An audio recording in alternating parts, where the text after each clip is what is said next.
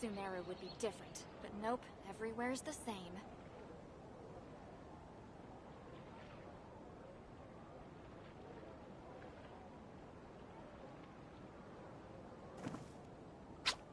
Huh? Huh?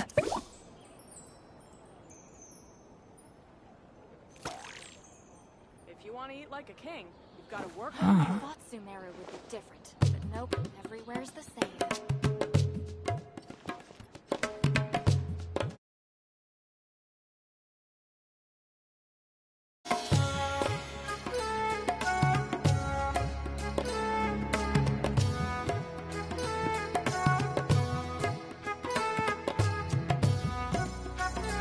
If you press a leaf between dry sheets of paper, you can make an attractive and handy bookmark.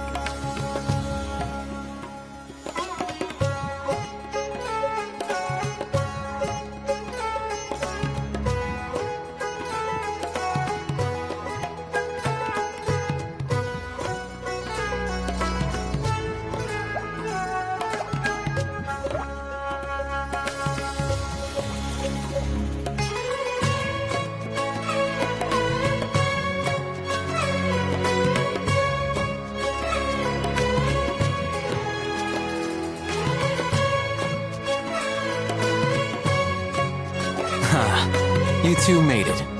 And from the looks on your faces, you were successful. Whoa. There's so many people from the academia here. Why would you pick this place as our meetup spot?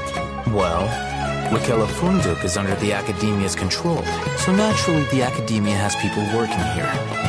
I came to Port Ormos under the pretense of conducting official business. You're a pretty daring guy. Relax. No one here is interested in anything we say, and the Matcher won't come here. Okay now, tell me how your encounter with Dory went. Okay, we did what you asked. So, can you tell us about the knowledge capsule that the academia lost now? Everywhere's the same. Huh. They must have some tricks up their sleeves. Before that, I have to ask. Why are you two so intent on tracking it down? You don't have to answer, of course. Yeah, she just wants to meet the God of Wisdom and ask her about something important. We've been in SUMERU for a while now, but we still haven't found a way. When we heard that the academia had lost something that might be related to the gods, we came here in case it turned out to be our lucky break. In that case, you're on the right track. A short while ago, the academia lost a knowledge capsule in the desert. It's supposedly a divine knowledge capsule. Use it, and you'll gain the wisdom of the gods. Wow, there's really such a thing as that? Hey, if we find it, do you think we could learn how to meet the Dendro Archon? Ooh, or even how to find your brother? I highly doubt it has any mystical properties, but it does indeed exist.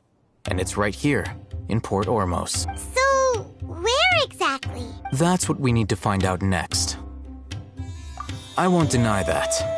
I am investigating because I'm curious as to what the divine knowledge capsule truly is. As you know, the Eremites in Port Ormos also have their eyes on it. It is an extremely precious item. The knowledge contained within may bring great power or wealth to whoever has it in their possession. Several brigades have been vying for ownership of it as of late, but there is still no victor. My personal finances and connections cannot compete with those of the Eremites.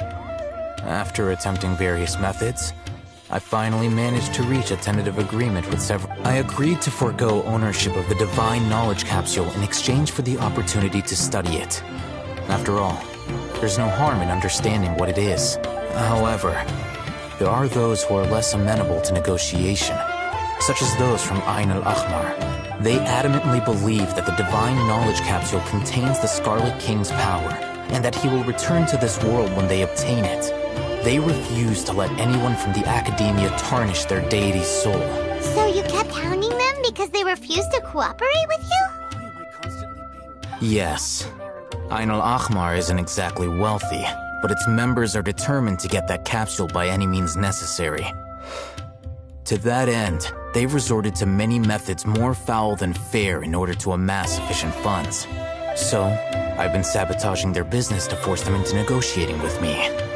The Divine Knowledge Capsule should be up for a secret auction within the next few days. Each brigade will place their own bid, and the prize will be covertly given to the winner. To ensure the capsule's security and to evade the mantra's notice, the winning brigade will not publicly disclose their victory. Unless I know whose hands the Divine Knowledge Capsule ends up in, my agreements with them will fall through. Dory is the most reliable source of information, but that avenue was previously closed to me. With you on board now, the situation is different. In other words, you wanted us to befriend Dory so you could find out where the Divine Knowledge Capsule is. Yes, you can say that. But this arrangement harms none of us. The day after tomorrow, go back to Dory and try to purchase information on the Divine Knowledge Capsule's whereabouts. If she has no information, wait 2 days and approach her again. If I get the opportunity to study the Divine Knowledge Capsule, I will relay my findings to you. Will that suffice as compensation? I didn't do anything. Okay, So why am I then we'll meet up in constantly 2 days. Alhaitham, before you go, we actually bought a knowledge capsule for ourselves, but we're not sure how to use it. You two want to try using a knowledge capsule? Sure, I can teach you. Doing so right under the Academia's nose is a bit problematic, though. What do you say we head to the outskirts of town?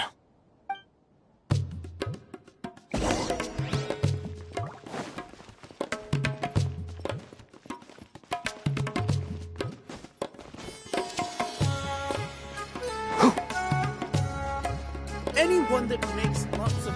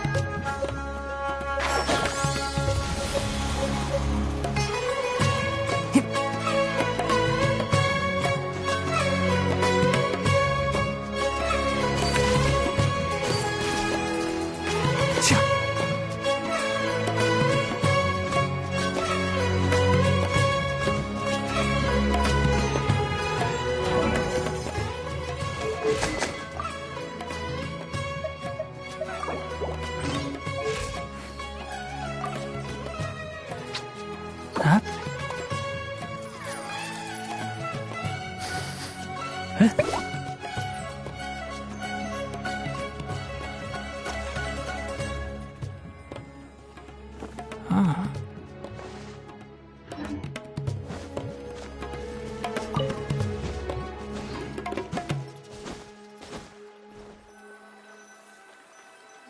All right, this place works. Show me the capsule you purchased. Here. Sword Fighting Techniques 8. Huh. A combat class knowledge capsule. This class is something of a rare find these days, since most have been taken by the Eremites to augment their battle capabilities. Really? Ah, yeah, what a great buy! If you want to determine the efficacy of this capsule, I can evaluate your combat ability. However, effects will likely be minimal if you already possess a high amount of strength. We can conduct a controlled experiment where you fight 2 battles, one before using this knowledge capsule and one after. While you fight, we can use an Akasha terminal to monitor your various physical parameters. There may be variances in your physical strength between the 2 tests, as well as a disparity in your opponent's abilities. Wow! Alhaitham! You must have been one of those guys at the Academia who got top grades on everything. Paimon's curious about something, though. You definitely weren't one of those students who needed canned knowledge to graduate from the Academia, right? So why are you risking getting caught by the mantra for this capsule? When you are unable to understand a researcher's actions, most cases can be attributed to curiosity. This is but one theory. Sounds like you're trying to avoid the question. All right, let's begin the test. Just fight as you normally do.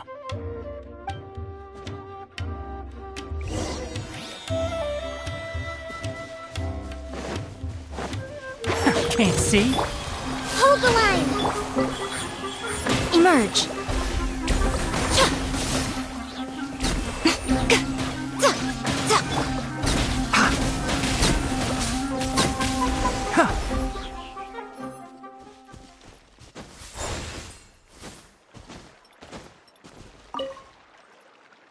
All right. I'll link your Akasha terminal to record data. The next step is to use this knowledge capsule. Hold it in your hand. I'll help you establish a connection with it so you can activate its power.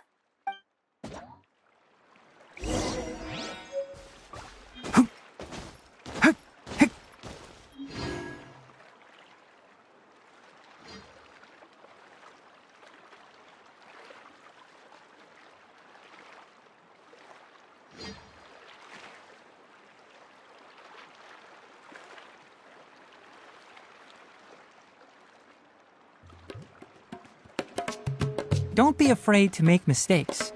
It's all part of the learning process.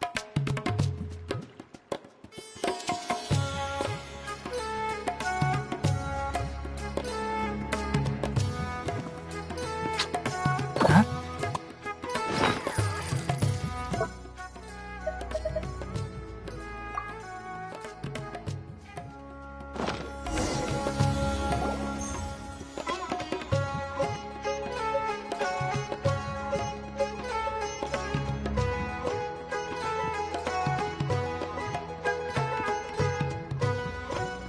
Hey, how are you feeling? You mean that it worked? All right. Time for round 2. Fight with the same composure as before.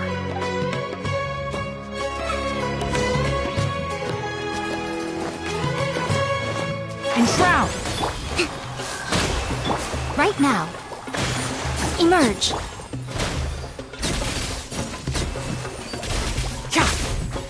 Let's nip that in the bud.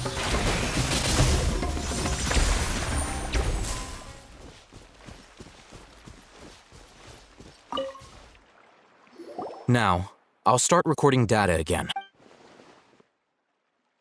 Oh, hey, Thumb. How's it going? Well, the knowledge capsule you purchased did improve her combat capability. During the second fight, her overall fighting performance increased by 0.073%. Wait, how much?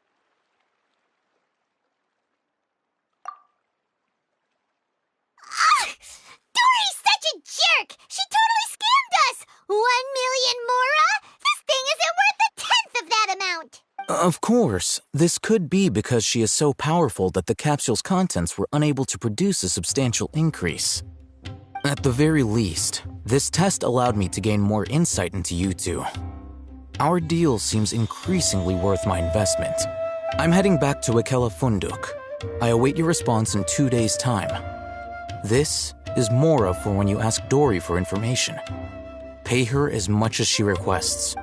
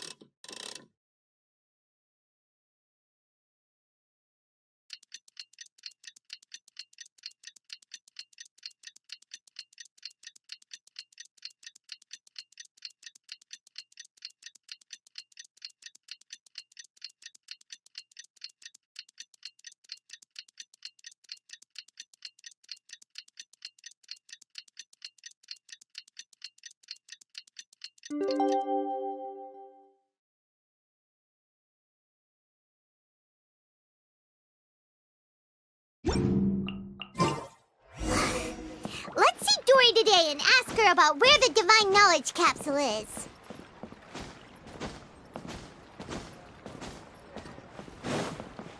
One with the forest.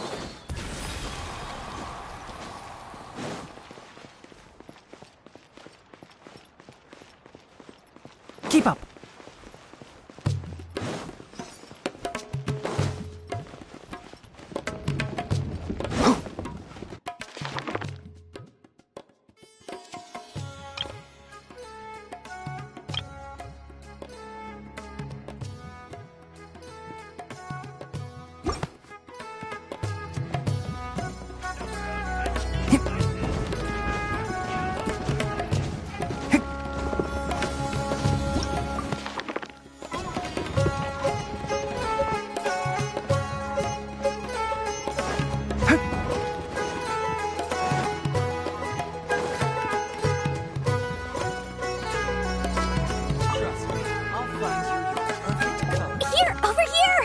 Welcome back, my loyal patrons. What can I do for you this time? You name it. Canned knowledge, supplies, or anything else you need. I'll find a way to get it. Can you really get us anything we want? Anything at all? Aha! So it appears that canned knowledge alone is no longer sufficient for your opulent appetite. Then please, oblige me. Tell me what you have in mind. I knew customers with pockets as deep as yours would undoubtedly crave something more profound than ordinary canned knowledge. But you know, that kind of information isn't going to be. After all, I had to work really hard to weasel my way into the auction site. Not to mention that if anyone found out that I was the leaker, I would be in big, big trouble. But how can we be sure your information is accurate? Paimon's curious how you just happen to have this kind of info the moment we need it. Because to me, anything of value is what I consider to be my supply. Therefore, I must always be aware of what's hot on the market in order to secure more sales. As for the information's authenticity, well, you've no need to worry about that. I used a camera to take a picture of the transaction. That way, no one can dispute it. It's always a pleasure doing business with such sterling patrons. Now that you've paid in full, here's the scoop. The Divine Knowledge Capsule was purchased yesterday by a certain Misery, the leader of Ain el Ahmar. Ain el Ahmar? You mean the Eremites who worship the Scarlet King? Ah, so you're already familiar with them. The group has done everything in their power to obtain the Divine Knowledge Capsule. After all, they believe it contains the power of the Scarlet King. That Divine Knowledge Capsule is unlike any other canned knowledge I've seen before. It was glowing bright red. The capsule is clearly visible in the picture I took. You can look for yourself. Thanks for the info, Dory. Please, it's my pleasure. It's all thanks to discerning customers such as yourselves that my efforts yesterday were not in vain. Please, don't hesitate to contact me if you ever need anything else in the future. More effort, Dory, opens doors. Well, we figured out where the Divine Knowledge Capsule is. Turns out, it ended up in the hands of Ain el Ahmar. Let's head back.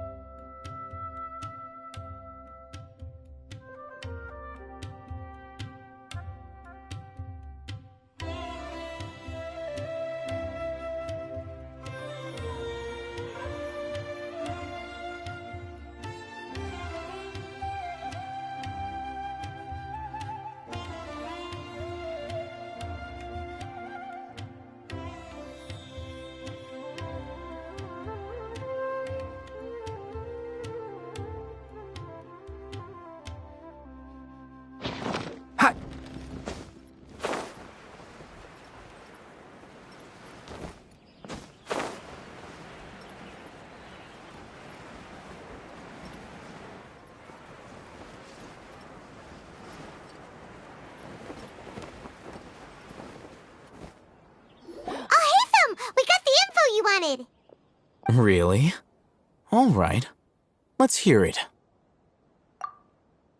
Dory even gave us evidence to verify the intel. Have a look. Huh, look at that. Clear as day. It must have taken some guts just to infiltrate the scene of the Eremites transaction. But then to get close enough to take a picture like this. Bold move, Dory. Very bold move. All right. The person in this picture is indeed Misery, the leader of Ain al-Ahmar. And the glowing red capsule he's holding appears to be the Divine Knowledge Capsule. In which case, if we play our cards right, when we confront them next week, we should be able to force them to show their hand. At first, Paimon didn't get why you were provoking these Ain el-Ahmar guys. But now, it sort of makes sense. Everything's playing right into your hands. After we defeat them, we can finally have a serious talk with their boss and get them to lend us the Divine Knowledge Capsule. Thank you for your time and efforts. Take a few days off while I make some preparations. Let's meet up again on the afternoon of the arranged date, 3 o'clock sharp. See you then.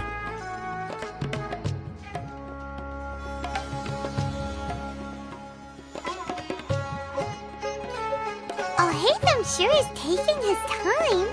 Where could he be? Oh, there he is. Sorry to keep you waiting. Let's head to the pier in front of Pharos Lighthouse. Yep, let's go.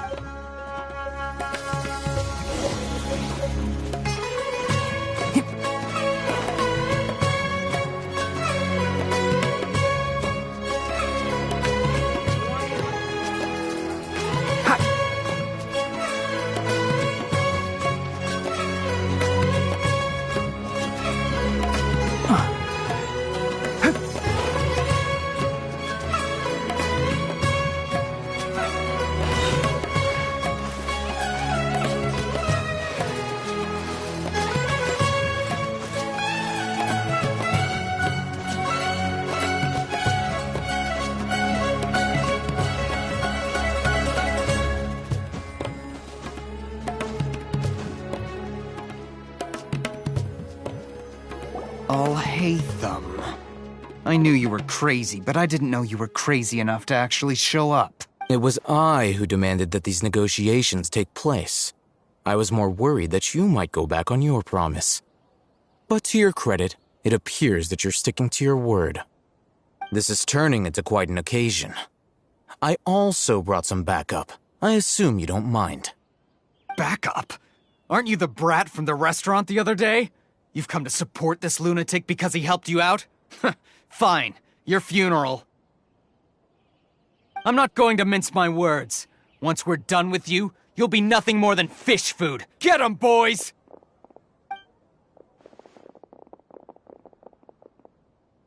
Uh-oh, here they come. Good luck, you two. Work for today.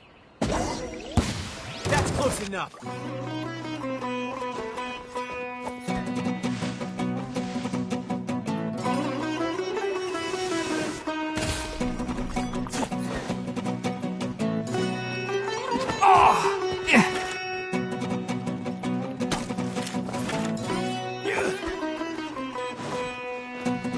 Can't see? Allow me. Right now. Right here. A sight to behold. Emerge. Right here. Emerge. Lucky today.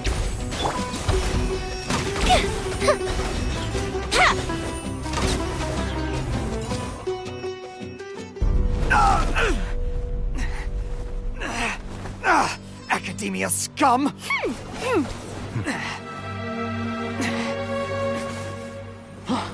Boss! Finally! Did you use it? Great! Now we can...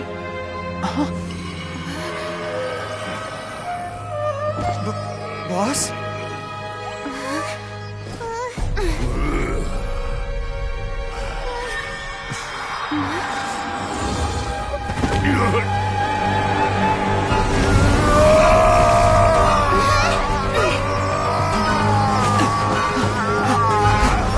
Boss! What's wrong? What happened to him? We have to cut his Akasha connection, now.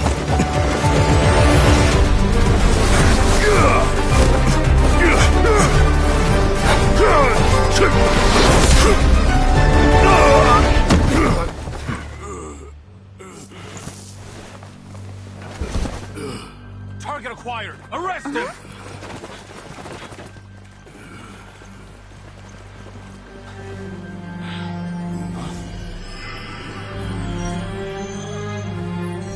Do not impede our work. Is that understood, Al-Haytham? Of course. I was only trying to help. Take him away!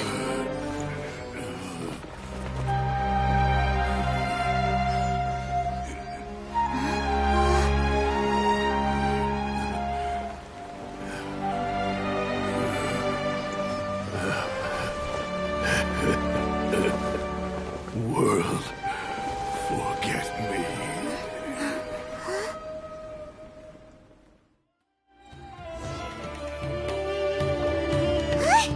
What into that just happened? It's like that big guy suddenly lost his mind. It looks like he used the Divine Knowledge Capsule. You mean the Divine Knowledge Capsule did that to him?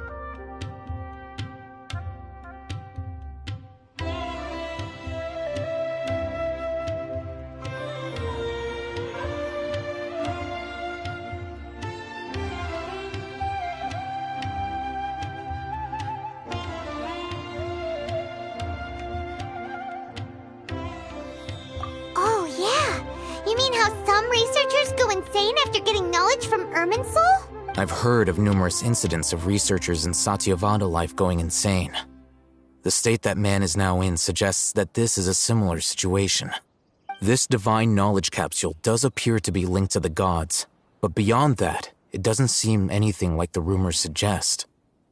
Possessing it doesn't grant you divine wisdom or power. Did you hear what he said? World, forget me. What could that possibly mean? If the mantra took him away, then that means the Academia got the Divine Knowledge Capsule back, too.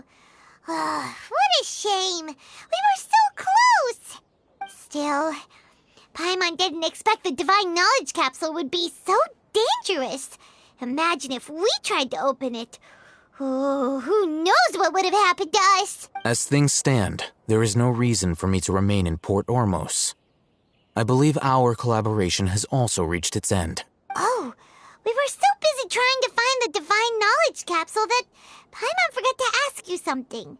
Since you're a member of the Academia, do you have any idea how we can go about meeting Lesser Lord Kusanali? Truthfully, I don't. Lesser Lord Kusanali appears to exist outside of Sumeru's entire administration.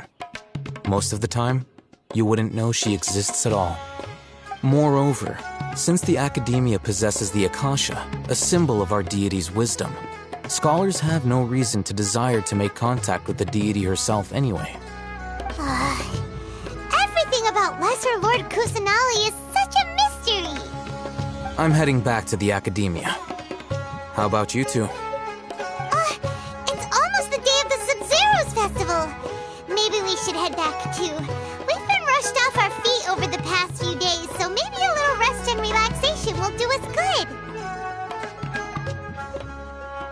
Then we'll part ways here, Al-Haytham, until we meet again.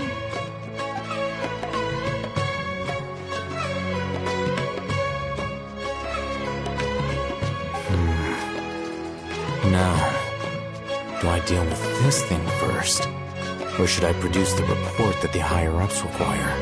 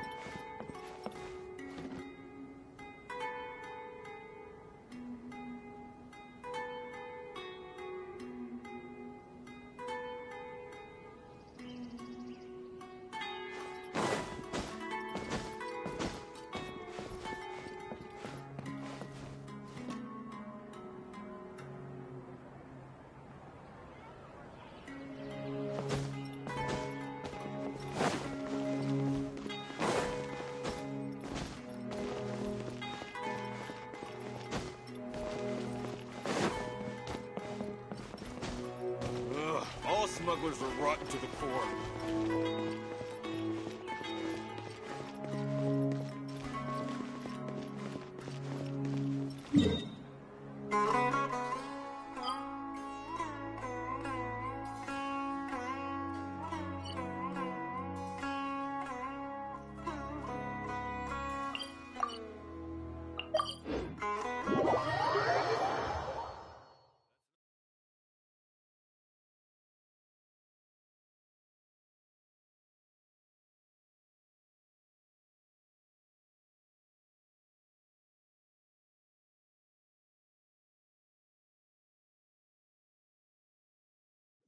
We didn't miss the SUMERU's festival, right? Let's hurry and find Dunyarzad. Paimon thinks she must be around the Grand Bazaar, since she showed us around there last time.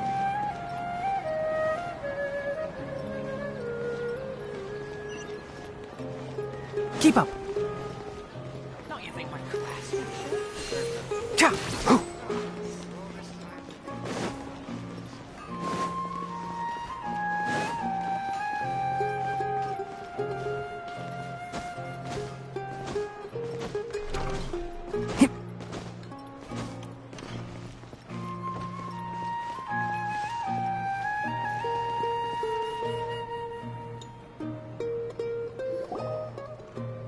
There she is! Dunyarzad! We're back! Just as promised, Traveler and Paimon. I'm so glad that you two came back to celebrate Lesser Lord Kusanali's birthday. Indeed. The festival's tomorrow. We've been preparing for so long that I can't help but feel a little nervous. There's no need to be nervous. Paimon's sure that Lesser Lord Kusanali will feel everyone's gratitude. Thanks, Paimon. I hope that everyone who comes to the festival will also have a good time. Speaking of which, did you manage to make your way to Port Ormos? Discover anything over there? Of course we went. A lot of things happened there. I see. Sounds like you two had another exciting adventure. If there is another chance, I would love to join. My lady, if you went to Port Ormos in your current state, we'd both be in for a lifetime of trouble. Dia! You were eavesdropping! It's called covert protection. Keeping an ear out for what's going on around my employer is part of the job. It's all right, Dia. I merely said I would like to go. I know better than to think my body could handle it. The festival's tomorrow. I've been doing nothing but causing trouble for you. So, Dia, please take some time to relax. I'll be fine. Even when you put it that way, it still doesn't feel right. Don't worry, my guardian knight. Okay, fine, but only tonight. Tomorrow's a big day, and many no-good scumbags are gonna try to take advantage of that.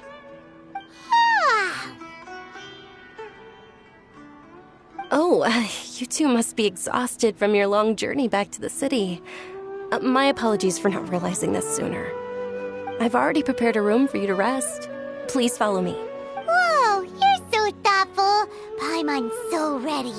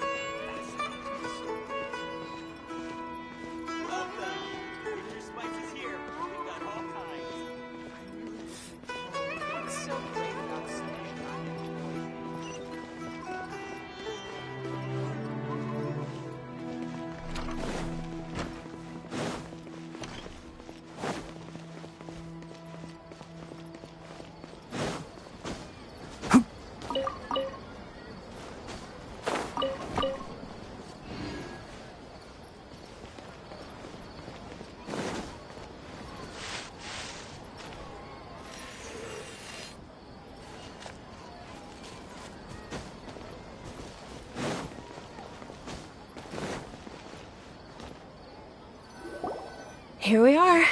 It's also fairly close to where I've been staying. It looks really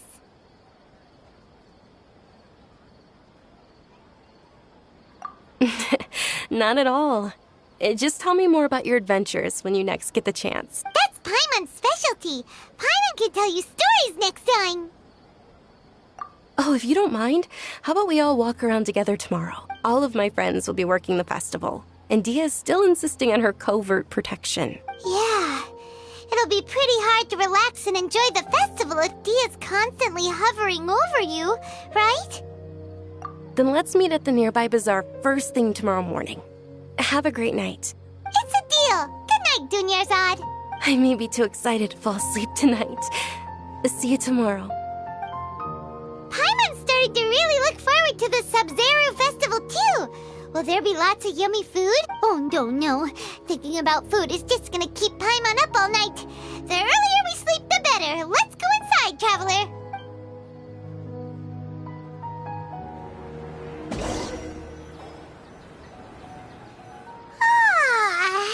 Did we oversleep? We should go meet Dunyarzad right away.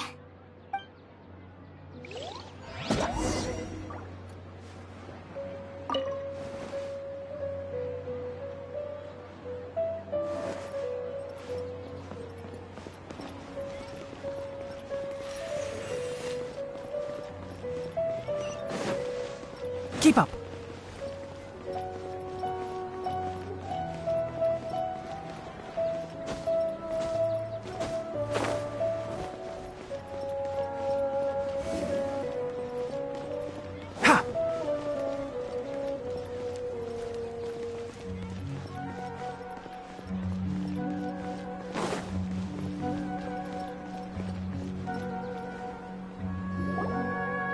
Traveler, Paimon. Good morning, Dunyarzad. We must have overslept a little bit.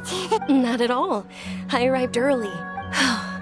Today is finally here. I must cherish every moment as if it were gold. You've worked so hard for this day. You gotta enjoy it to the fullest. You know it. It's just that, as expected, I had some trouble falling asleep last night. I'm hoping my body won't be too much of an issue today. Well, shall we? Let's start with the stalls over there. Many vendors came out of the blue to support the event, and they insisted on covering costs themselves. Let's go give them some business. They paid for everything out of pocket? Oh, sounds like they're not in this just for the Mora. They all said that contributing to a lively festival atmosphere is more important than money. Especially since we don't often get to celebrate Lesser Lord Kusanali's birthday. Ooh, they're selling food over that way! Let's go take a look! This is a stall offering foods from the Haftmewa feast. Oh, you could tell straight away. I thought most people nowadays wouldn't know. Mushrooms, flowers, and all kind of fruit? It's all vegetarian stuff. Aw, Paimon's a little disappointed. So, what's the Haftmewa feast you mentioned just now? It's another Sub-Zero's festival tradition. People used to set their tables with 7 different foods.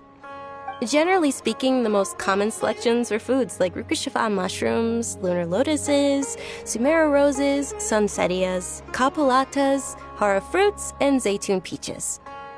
So, the Sub-Zero festival is a vegetarian holiday? You don't have to be a vegetarian to enjoy the spread. We just use the 7 foods to symbolize the 7 virtues of the Dendro Archon. Wait, but if that's the case, if SUMERU uses vegetarian food to represent the Dendro Archon, then wouldn't the Pyro Archon's festival be full of food like roasted fowl, juicy meatballs, grilled steak?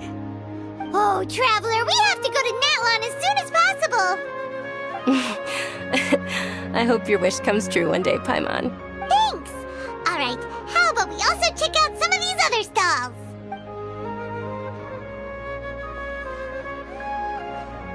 Dear customers, would you like to try your hand at alchemical divination?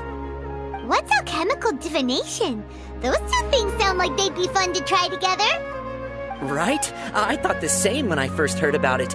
It is said to be a mysterious craft invented by none other than Lesser Lord Kusanali herself. So, how does it work? It's quite simple. After you give me any 2 alchemical reagents, I'll use them to perform a random transmutation. Sure sounds random. So random that it will probably fail. That is precisely what we need. After the transmutation fails, your one and only diviner here will interpret the remnants. Well, according to Lesser Lord Kusanali, everything is interconnected, and all that occurs can be traced back to fate. You could say this is a pearl of old wisdom. Why does everything sound so much more credible when Dunyarzad says it? Are you guys working together? So that's the true wisdom behind it. This young lady sure knows her stuff. So, how about it?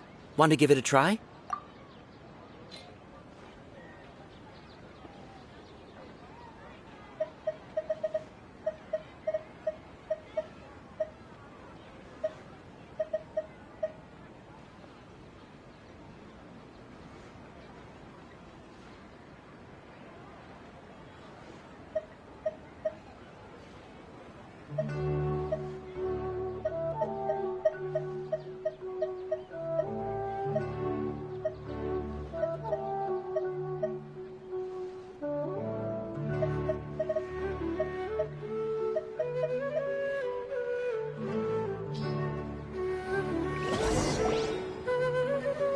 Okay, one moment.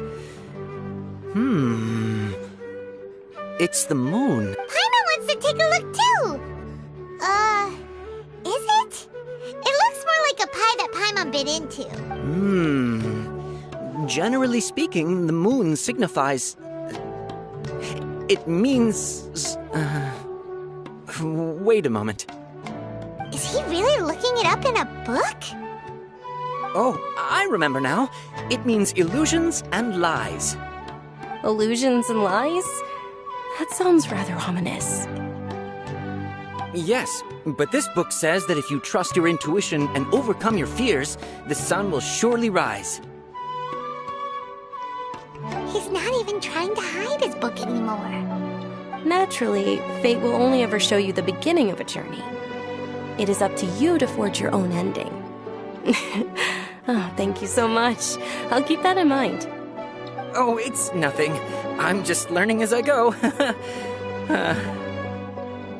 Guess that was still pretty interesting.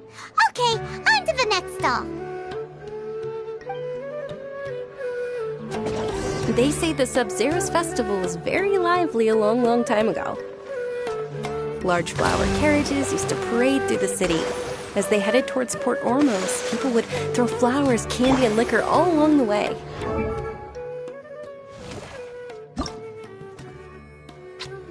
Huh?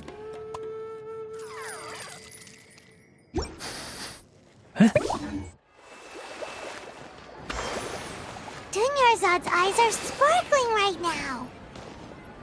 I wish I could have seen that spectacle. But if you ask me, I'm sure Nilou's Dance of Sub-Zeros will be just as impressive.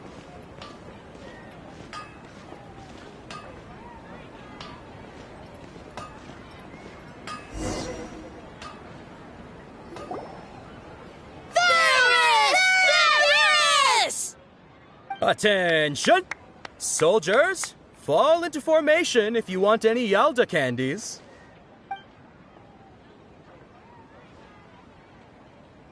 It's a weird guy with a weird hat. Hey, it's Dunyarzad! Wow! Miss Dunyarzad, the children love you even more than the Yalda candies. In the few short days it took to prepare for the Sub-Zero's festival, the children have all grown very fond of you. The Hallowed Knight of Flowers. It's an honor that you know my name. Attention! In the name of Ferris, the Knight of Flowers, I commend you on your contributions to the glorious Sub-Zero's festival. All right, little soldiers, take your Yalda candies and don't forget your loyalty to Lesser Lord Kusanali. Dismissed! Yes, Knight Ferris! Just what is going on here? Ferris, the Knight of Flowers, is another Sub-Zero's festival icon, and one immensely popular with children. In the past, the actor portraying Ferris would also sit on a flower carriage. It's all thanks to Miss Dunyarzad's sponsorship that the children can make such wonderful memories today. As are we to you, Vihar. Oh, not at all. Oh, speaking of tradition, do you want some Yalta candies? They're a festival staple, and I happen to have some boxes readied here. Take a look and pick whichever one you want. Whichever one? Don't these boxes all look the same? That is the fun part. Each box contains a random flavor. It's up to the luck of the draw. Flavors include lavender melon, hara fruit, sunsetia. Ooh, those all sound pretty good. And there's also lizard tail and oni kabuto. Huh? What's up with those two flavors? Oni kabuto is a little spicier than lizard tail. Dunyarzad, you tried them before? Traveler, help Paimon pick one. Paimon wants the sunsetia flavor. It's all right. Paimon believes in you. I also believe in your intuition. Great. These boxes of candy are numbered 1 to 5 from left to right. Which one do you want?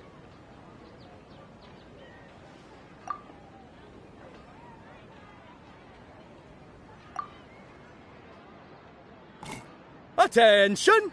That's unfortunately Oni Kabuto. Oh, Paimon thought you survived so many epic battles because you had incredible luck. But looks like Paimon was wrong. The Sunsetia flavored candy was in box number 4. How about this? The most important thing is that everyone has a good time at the festival. So please, take both boxes. Really? Thanks a lot, Knight of Candies. It's Night of Flowers, not Night of Candies. Paimon really wilted the carriageless Knight of Flowers. They all basically sound the same. We got our candy, so let's keep going. Oh, actually, I just remembered that I left something behind. Since you're here, can you come with me to get it? Dunyarzad, you probably forgot because you're so excited about the Sub-Zero's festival. How embarrassing.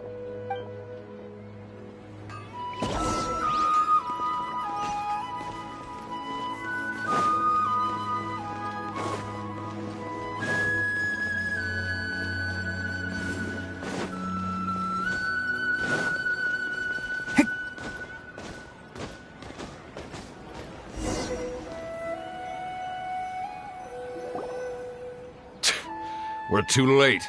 Who knew the little lady was such an early riser? I know, right? Hey, wait a minute. Boss, isn't that her? Oh, that most certainly is. We're in luck. She's walking right into our Those Eremites don't look like they're up to any good. Who are you? I don't believe the Homayanis hired you. That's right. We haven't received any of their mora, but I wonder how much the Homayanis would shell out to get you back. They're a gang of kidnappers! Traveler, hurry and protect Dunyarzad! Hey, did you scumbags even consider that the Homayanis might have hired a merc that outclasses you? You're Dia! Dia the Flame Mane! No wonder we mercs haven't heard anything about you for so long. You sold your unruly mane to the highest bidder. Don't speak so disrespectfully. My family started working with her as gratitude for her past kindness to us. Don't worry about it, my lady. Just some friendly banter between mercs. One punch and those rabid dogs will expose themselves for what they really are. Aren't your claws all dull by now? Don't get too cocky!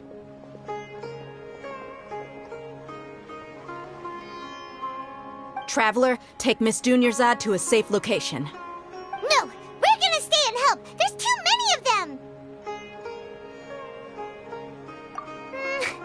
You're right.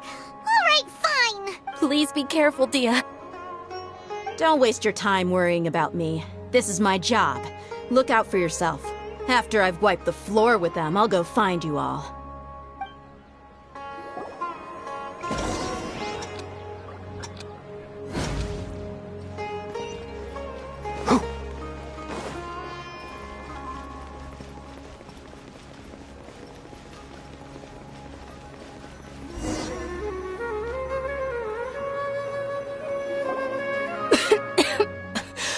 Dunyarzad, are you okay? little pale. Are you in shock? I'm fine.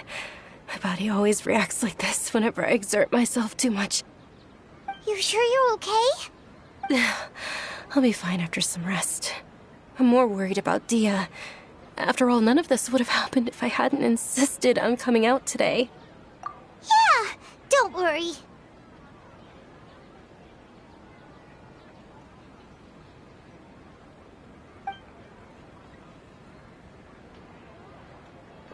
My lady, traveler, found ya. Dia! You took care of them so fast! Any more of them? Or rather, did anyone follow you? Dia, your arm! Oh, this? I'm fine. It's just a scratch. Normally they wouldn't have been able to land a hit on me at all, but I'm still getting used to this new greatsword. Please, let me take a closer look. Come on, it's nothing. Us mercs aren't as fragile as you think. Hold on, you said something about a new greatsword. What happened to the one you were using before? About that. Well, I sold it, because I was low on Mora. Stuff like this happens every now and then.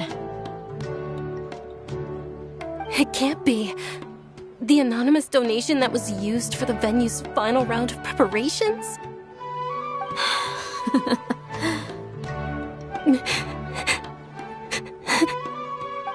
Hey, Miss Dunyarzad, I wasn't trying to make you cry, and I'm not gonna lose my commission because I made my employer cry, am I?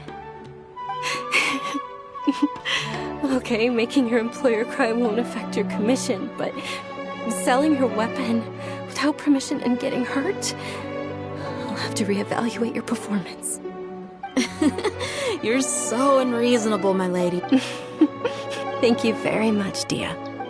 Don't be like that. I get embarrassed really easily. Are you feeling unwell again, Dunyars? My lady, your condition. Traveler, can you take her somewhere to rest? Truly. I'm sorry for the trouble, everyone.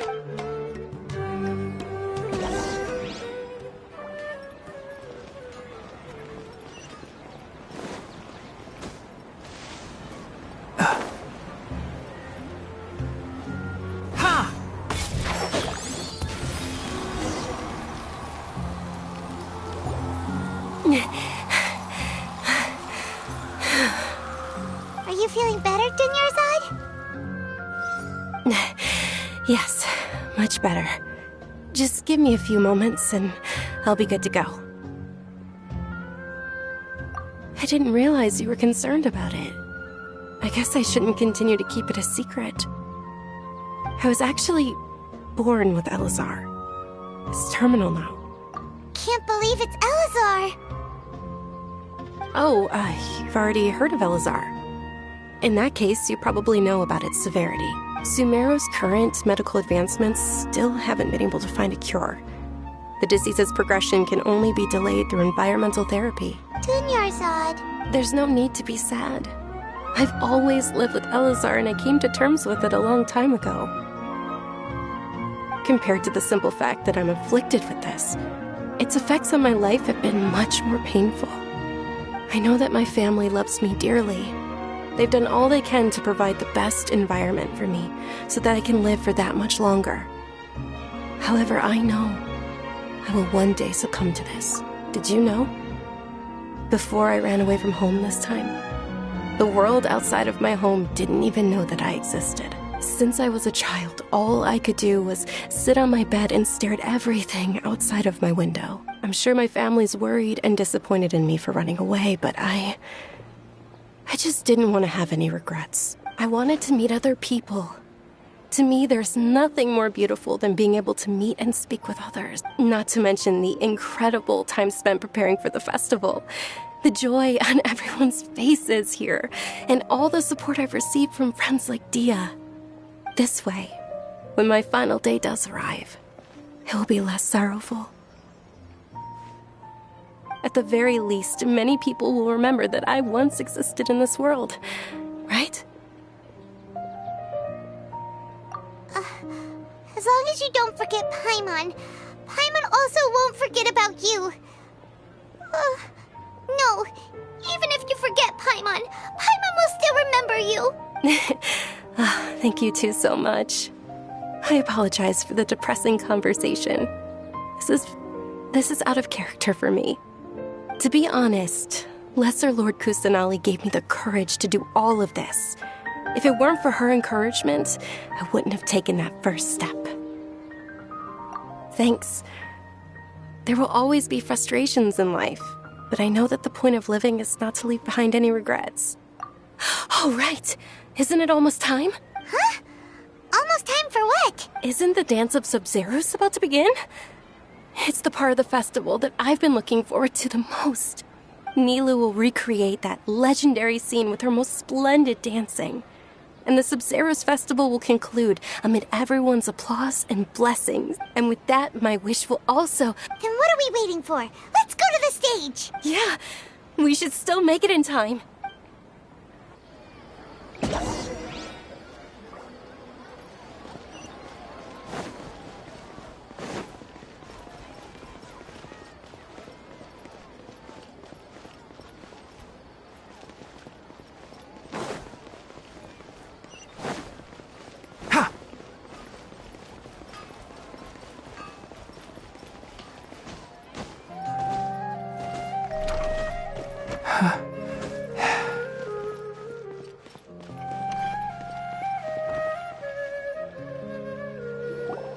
Were you not aware that the law prohibits this type of performance from taking place without prior permission? Over there! Someone's yelling at Nilou! I think I just saw the Academia's Grand Sage.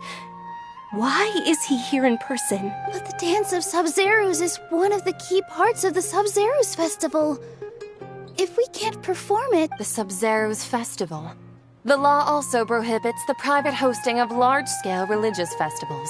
Only the Academia can host such an event. If you continue to resist, we will have to order an investigation into every single event organizer. The Grand Sage has already granted you much leniency. I advise that you exercise tact. How did things turn out like this? The Academia was originally responsible for the Sub-Zeros Festival, but they failed this responsibility for many years. I need to speak with them. This is a hard pill to swallow, but you're right. Things would only get worse.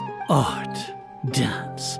Aren't you ashamed of pursuing such frivolous and meaningless activities in this land of knowledge and reason?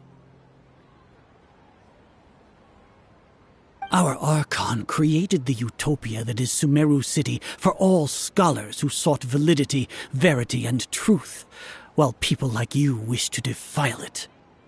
No. I believe that our Archon never rejected the arts. Even the Goddess of Flowers dedicated a dance to her. With your lack of intellectual credentials, I do not believe you are qualified to debate with me. What you should be doing is finding workers to tear down this ridiculous eyesore.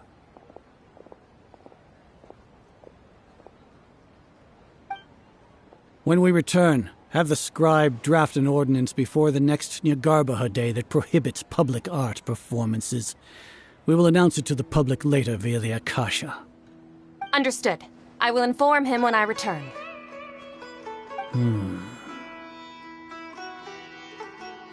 The Sub-Zeros Festival. Go celebrate the birth of that god to your heart's content. Nilou, are you okay? Oh, Dunyarzad. You all saw that just now? The Grand Sage ordered us to stop the performance. Yeah. Let's go somewhere the Academia can't find us and perform there. But how do we let everyone know? And what about the atmosphere on the stage? Or we could get people to block them off so they can't interrupt the performance. No. They just threatened to investigate the organizers. If we were caught... Nilou, it's all right. Don't worry about it. But you've been looking forward to the Dance of Sub-Zeros so much. And I know how important this festival is to you. I don't want you to have any regrets. It's okay. Seeing you care this much about my feelings is more than enough. It would be too risky to continue the Sub-Zeros Festival at this point. I don't want to get everyone in trouble. If you say so. But you can sneak out for the next Sub-Zero's festival, right? We'll make sure the next one is a smashing success. The next one. Yes. Okay, it's a promise. It will be a smashing success. Paimon can't believe this is how things turned out. Those heartless geezers. It really is okay. There's nothing we can do about it. Still, I'd be lying if I said I had no regrets. I would have loved to see Milu's dance.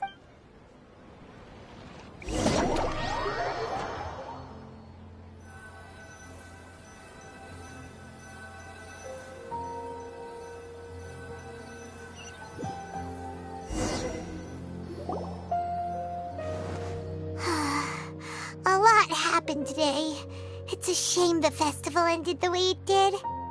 Nero and Dunyarzad promised to make the next Sub-Zero's festival a success, but Dunyarzad is running out of time. Yeah. All connections have been secured to construct the most stable framework. The project has entered its most critical phase. Power has begun to flow from...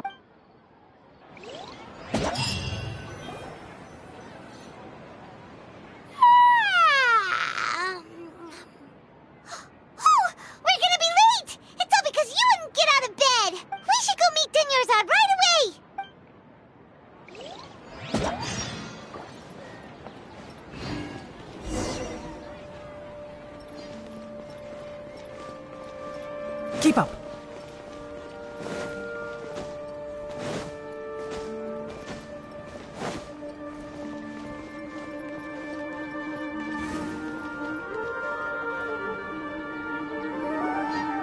Good morning, Dunyarzad. Sorry we're late. Not at all. I arrived early. You seem kinda tired. Did you not get enough sleep? I'm doing well. There's no need to worry. Shall we go? Let's start with the stalls over there. Sure! Traveler? Why are you just standing there? Let's get going!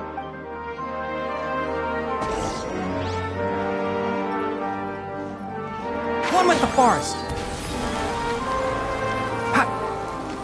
Ooh, they're selling food over that way! Let's go take a look!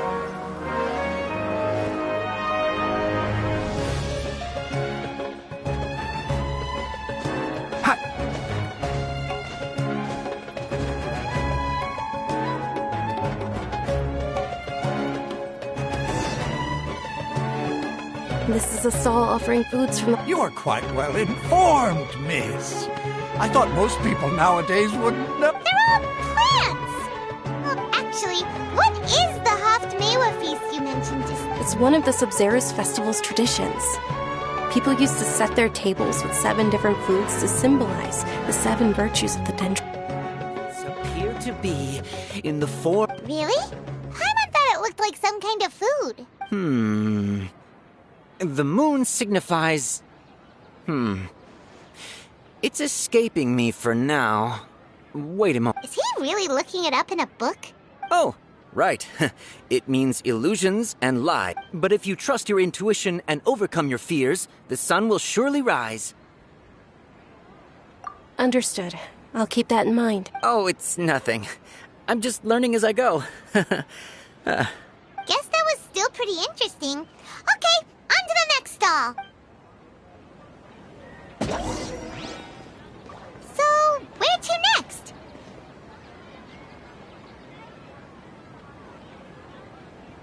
This new shipment of items, they're also ridiculously over-designed.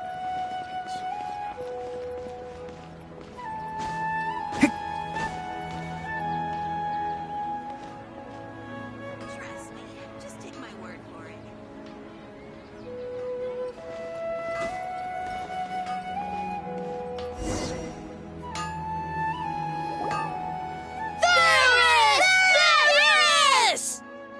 All right, soldiers. Now that you have your Yalda candies, don't forget your loyalty to Lesser Lord Kusanali. Dismissed. Yes, Knight Varus! What's going on? Ferris, the Knight of Flowers.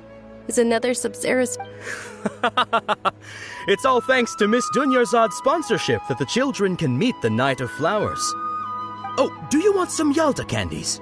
I happen to have some boxes readied here. Take a look and pick whichever one you want. What's to pick? Don't these boxes all look the same? It's not that simple. Each box contains a random flavor. It's up to the luck of the draw. Flavors include lavender melon, hara fruit. Ooh, how interesting. And there's also lizard tail and oni kabuto. Ugh, why do those Traveler, help! Great! These boxes of candy are numbered 1 to 5 from...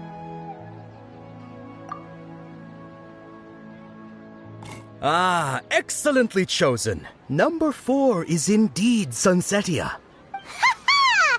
Paimon bet you had incredible luck, and Paimon was right!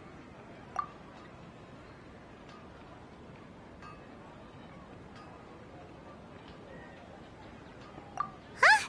How's that possible? It's obviously random. Maybe we didn't sleep very well last night. Or maybe we slept too much.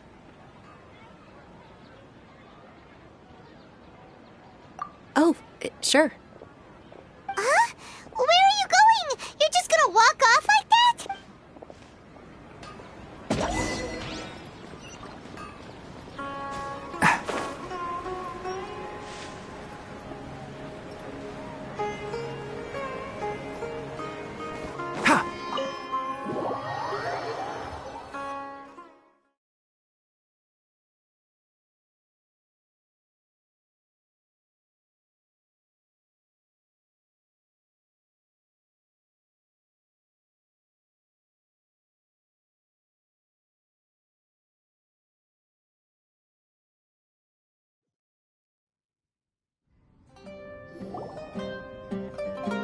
A feeling of deja vu? Oh, Paimon knows what that is. It's when you feel like you've already experienced whatever is going on. In that case, Paimon also felt something like that today. But that's just our brains playing tricks on us, isn't it? So why'd you run here in such a hurry?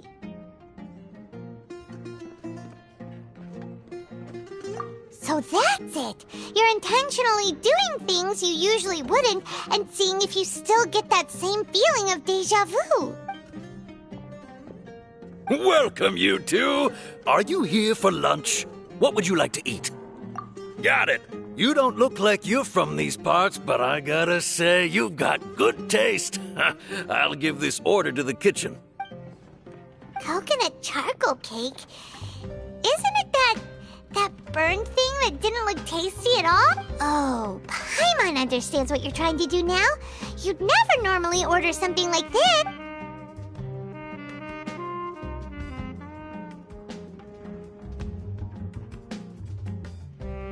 That thing?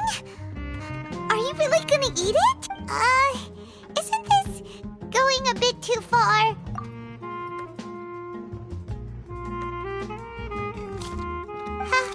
How was it? The look on your face is telling Paimon that it tasted awful. Then, you mean... That's impossible! We were just talking about how gross it looked! So, would this be a case of taste bud deja vu?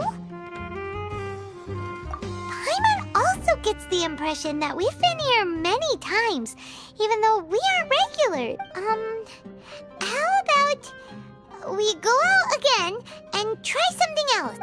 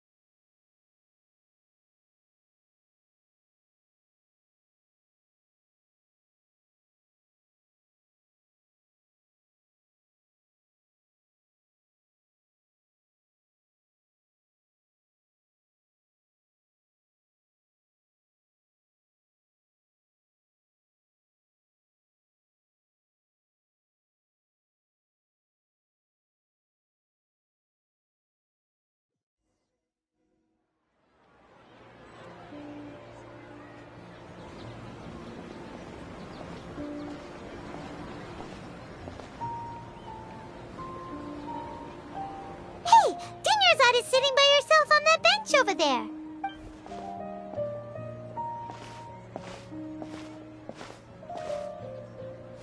What a coincidence, Dunyarzad. We meet again.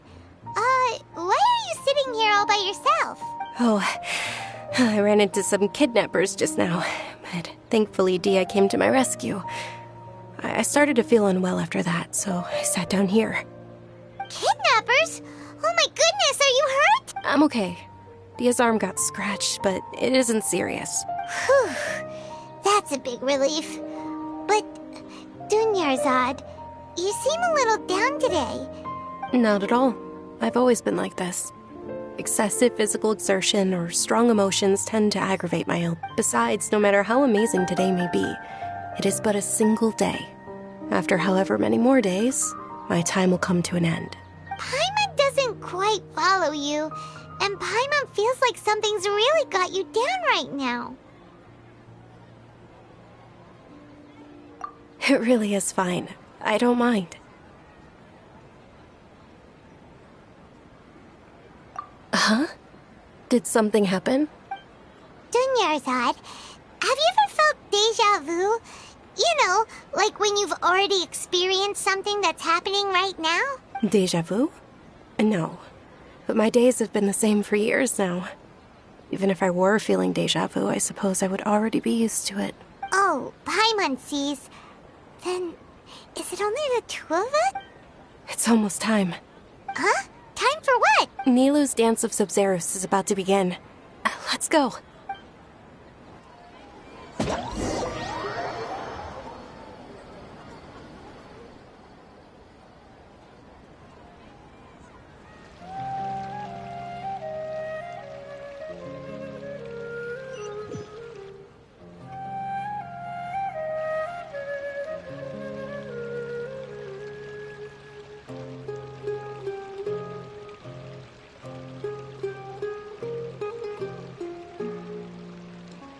With your lack of intellectual credentials, I do not believe you are qualified to debate with me. What you should be doing is finding workers to tear down this ridiculous eyesore. When we return, have the scribe draft an ordinance before the next Nyagarbaha Day that prohibits public art performances. We will publicly announce it later through the Akasha. Understood. I will inform him when I return. The Sub-Zeru's festival. Go celebrate the birth of that god to your heart's content.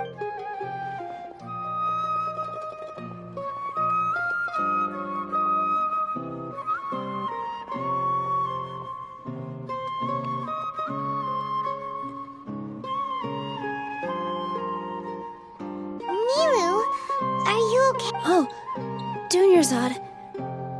The Grand Sage ordered us to stop the It's okay. There's nothing we can do about it. But you've been really looking forward to this. I don't want you to have any regrets. It truly is unfortunate, but I don't want to cause trouble for anyone. Didn't the Grand Sage say that he might investigate the organizers? True, but... well, okay. I'll just have to try again next year. The next festival. I probably won't be around by then. Wait, what did you just say? No, nothing. I'll be heading back to rest. Thank you for your help, everyone. Paimon can't believe what those heartless geezers did!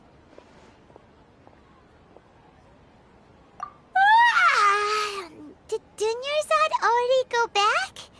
We should also return and get some sleep.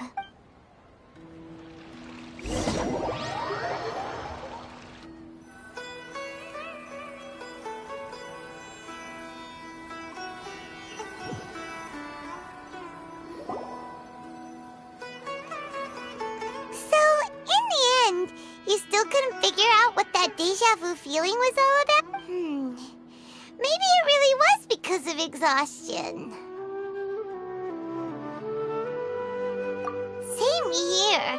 That's why Paimon stopped thinking about it halfway through the day.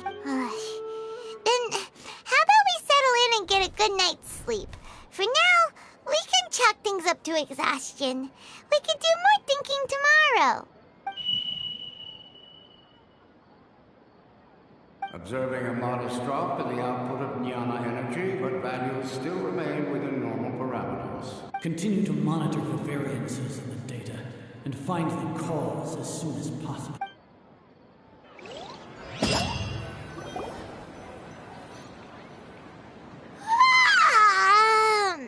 Why does Paimon feel so tired after so much sleep? Anyway, we should go meet Dunyarzad right away.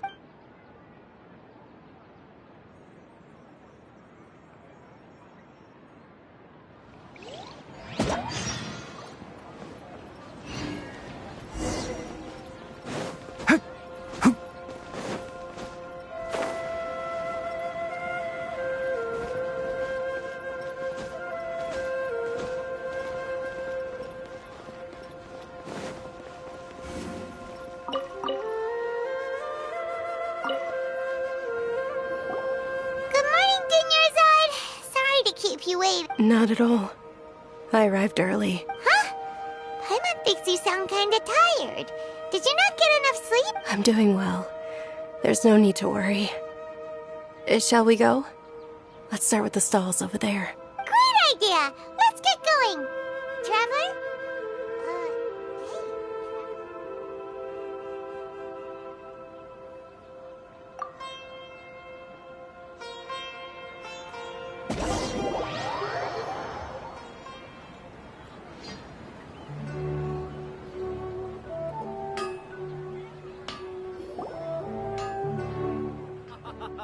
It's all thanks to Miss Dunyarzad's sponsorship that the children can enjoy the Sub-Zero. Oh, are you interested in Yalda candies? I have some boxes of... It's not that simple. Each box contains a random flavor. It's up to the luck of the draw. Flavors include lavender melon, hara fruit, sunsetia. They all sound pretty tasty. And there's also lizard tail and oni kabuto. Huh? What were those last two? She'll help me choose. Paimon wants to eat the sunsetia flavor. No problem. These boxes of candy are numbered 1 to 5 from left to right. Which one do you want? Oh, I like your confidence. No hesitation at all. Oh, congratulations! Number 4 is indeed sunsetia.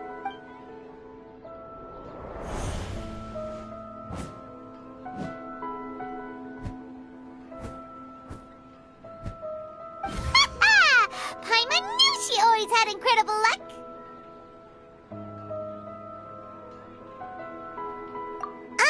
Paimon's not really interested in the other flavors. Wait. How did you know? Don't tell me that you already knew which flavor was in each box. What? She was right about all of them? That couldn't have been luck. How is this possible? I packed all those boxes this morning and they've been sealed ever since. You couldn't have known beforehand. Mind reading? X-ray vision? Or some kind of magic trick? This is way too freaky. Tell us what's going on. Since when did you get superpowers? Traveler?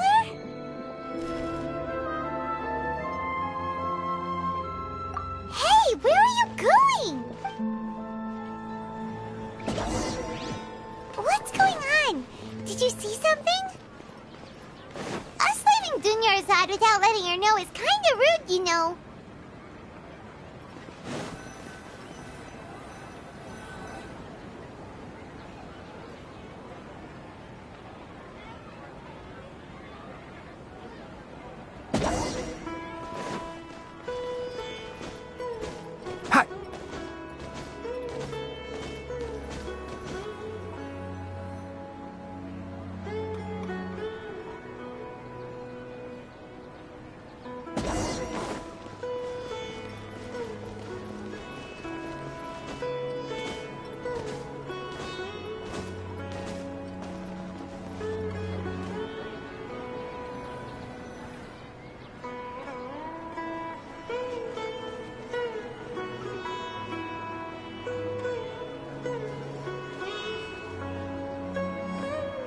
What are you looking for? Why did we come here?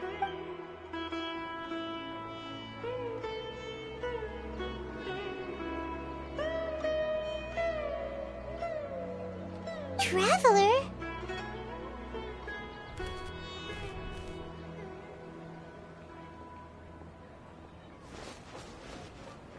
That's...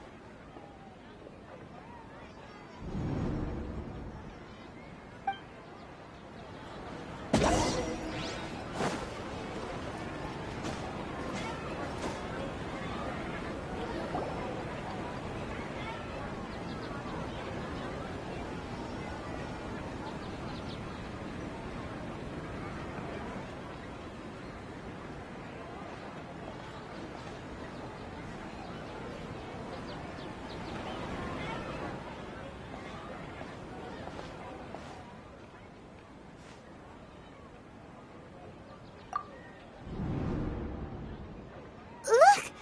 That's... Isn't that Dunyarzad? What's happening here? Why are there two Dunyarzads? You already know that this isn't your first Sub-Zero's festival, don't you? I'm sure you already know how to use this. A knowledge capsule? Where did you get it? What's inside? You should use it too, Paimon. You know Paimon? Well, this seems kinda sketchy, but Paimon feels like this is what we should do.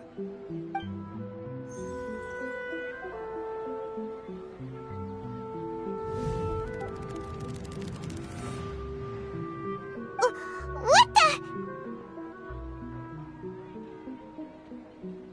This is our 20th time at the Sub-Zero's festival? Huh? No. The 30th? 40th? Just how many times have we been to the Sub-Zero's festival? Have we been trapped in a single day? If it weren't for you, we wouldn't have even realized. What the heck was inside that knowledge capsule? Your memories are still scrambled? Try your best to remember. This isn't the first time we've met, and I answered that question a long time ago. Let Paimon think. Oh, it's coming back. Meeting you was the real catalyst for restoring our memories, and the knowledge capsule was just your means of showing our minds the way. What about everyone else? Why are you only helping the two of us? Your sense of deja vu is stronger than everyone else's, yes? As for an explanation, you two received the blessing of Dendro. And you also have special, sensitive constitutions. It was as if a single sheet of paper was separating those memories from your consciousness. A familiar question. I think this is the 7th time you asked that. As you can see, she isn't doing well. You probably sensed it too. The Dunyarzad you were just with is different from the first Dunyarzad you met. That first Dunyarzad is in front of you right now, and she doesn't have a lot of time left. Looks like you're almost done sorting out your brain. Oh yeah, I'm Nahida. Good, you passed the test. What's happening? You can awaken our memories, and you seem like you know what's going on. Oh, wait, please don't tell Paimon even you don't know. Everything in this world runs in a loop. This cycle is called a samsara. You, me, and everyone else are all stuck inside a one-day samsara. As for the truth, that's on you to find out. If you were told the truth instead of discovering it yourselves, it would literally blow your minds. I don't know how you'd be after that. I can only give you surface-level help, like bits of information and subtle hints. For the rest of the time, I'll be doing all I can to slow down Dunyarzad's illness. She looks like she isn't doing well at all. Her illness gets worse after each Sub-Zero's festival. If we can break out of the samsara, I might be able to save her. But as things are right now, she's just a small bird in the sky that's about to lose its last feathers. All I can do is raise a gale to delay her fall. You sure love to use weird analogies. Analogies are wonderful tools. They let you use existing knowledge to understand unfamiliar things. Okay, so, with what you know so far, what do you think the truth is?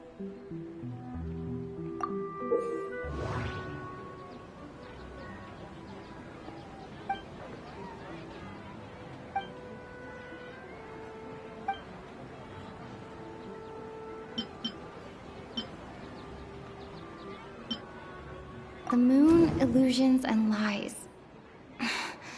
What do they all mean? That doesn't sound right. I need to carefully think things through. We've already experienced the Sabzeruz festival many times. And the...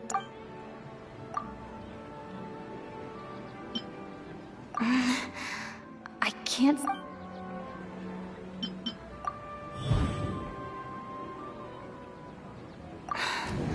That should be it. The flow of...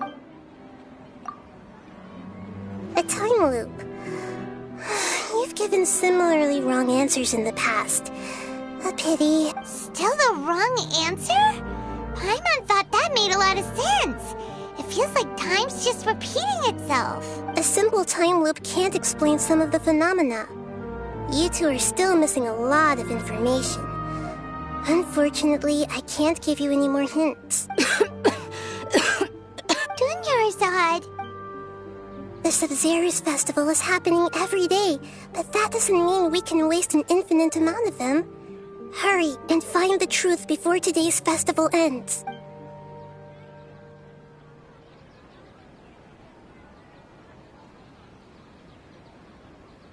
Let's think about our current situation. To save Dunyarzad, we have... And to do that, we need to figure out what's happening. The truth. Nahida rejected the idea of a time loop, so... we must have missed something, right? Paimon's memories say that we've already done this many times, but... let's go talk to people again. It's more productive than sitting here and scratching our heads. What?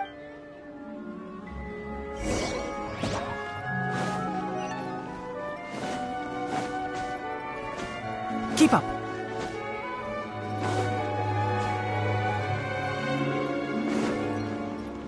Ha!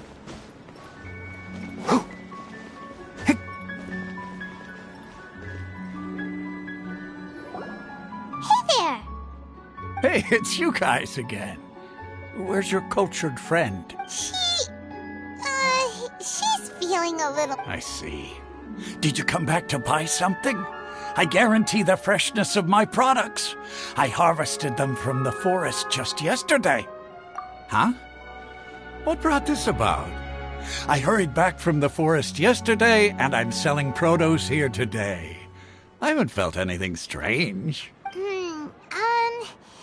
To put it another way, if you really think about it, was yesterday truly yesterday?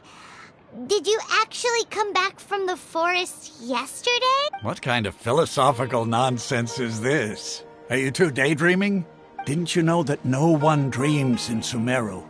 Go somewhere else if you want to find someone to daydream with. He actually has a point. Is this a dream? True. It's so weird that people here don't dream. Why is that? Anyway, if this all really were just a dream, we would have woken up a long time ago. Let's keep asking around.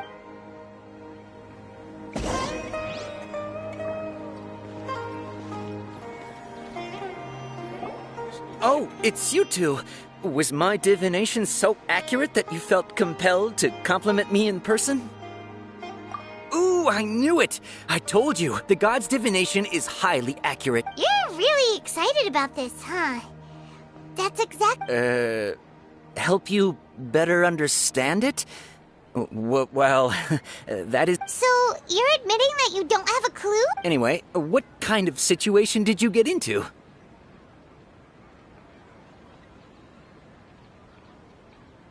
Huh? Hold on a second. I thought you guys just lost your wallet or fell for a scam. What you just said... Are you serious? Does that kind of thing actually happen in real life? Paimon knew you weren't going to believe it. Marvelous. Truly marvelous. I believe you. Recall the interpretation of your divination. The moon, illusions, and lies. It really felt like an omen. When you say it like that, the divination does sound like it's related to what's going on. Can you read any more into it? I believe that the Archon's revelations are never more than vague hints. Anything more specific is beyond the reach of mere mortals. The book only says, if you trust your instincts and overcome your fears, the sun will surely rise. So that's how it is. Looks like fortune-telling is just fortune-telling. It's no good for practical problems. We haven't made any progress. Who else can we talk to? Paimon remembers that we tried talking to her a couple of times, but she always thinks we're playing pranks on her. You think she'll brush us off again? Yeah, if we tap into Dia's strong sense of responsibility as a mercenary, then she'll definitely take us seriously. At this time of day, Dia's probably just finished beating up those kidnappers. Let's go find her.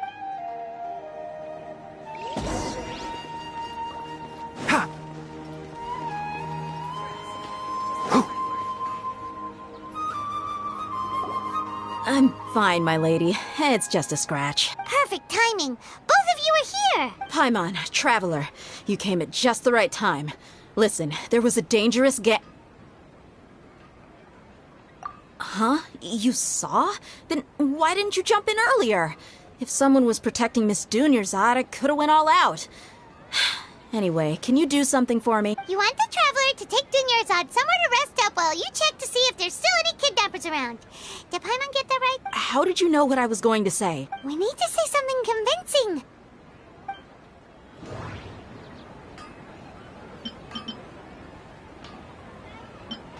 Dia sold her greatsword to raise additional funds.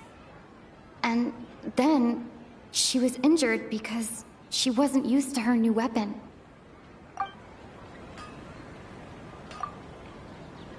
Tell her, Traveler!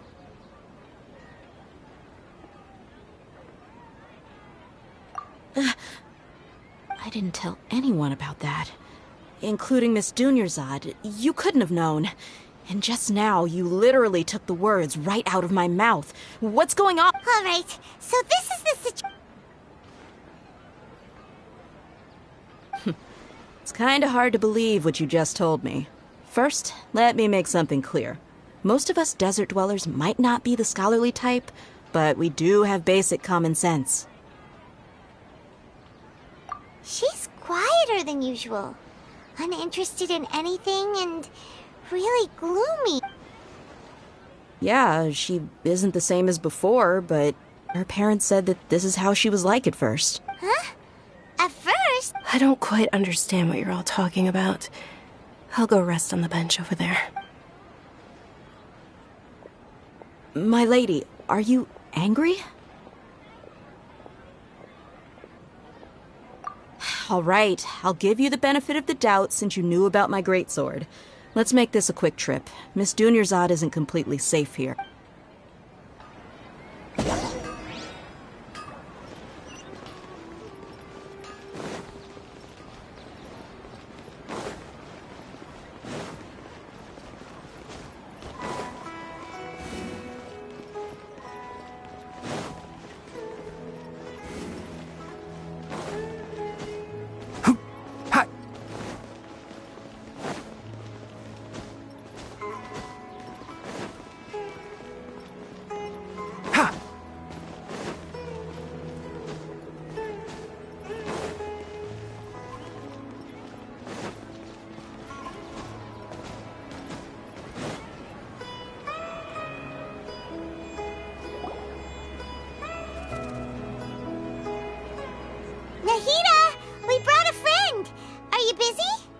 thought I told you that it won't help to bring anyone here. We just wanted her to see the real Dunyarzad's condition. The real Dunyarzad? Where and who are you talking to? Huh? I told you that you two are special. Other people can't see me or Miss Dunyarzad here.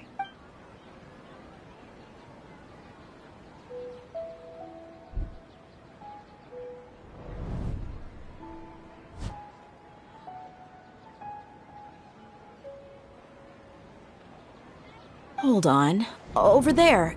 Is that? Wow. How perceptive. Does she have invisible antennae? Miss Dunyarzad, she's lying down here, isn't she? How's she doing?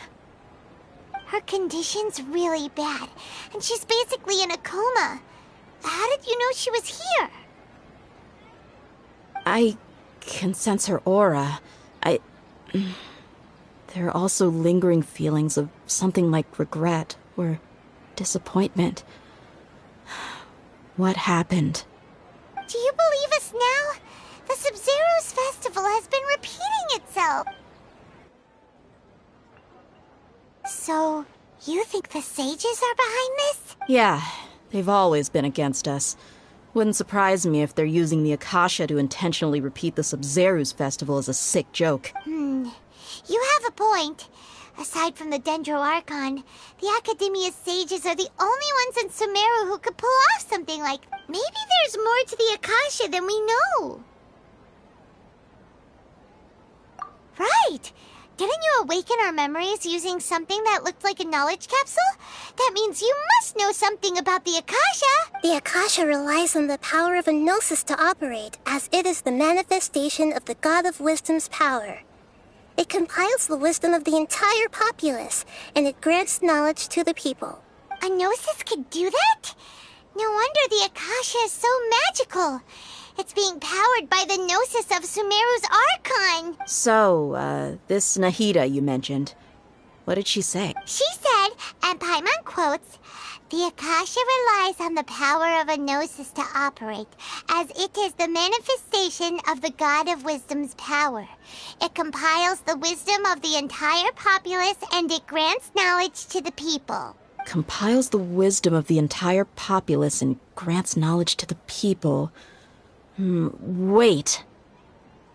I get the grants knowledge part. That's what people have always used the Akasha for. But compiling the entire populace's wisdom? How does that work? Did she mean that the sages enter new knowledge into the Akasha? Oh, yeah. That sounds about right.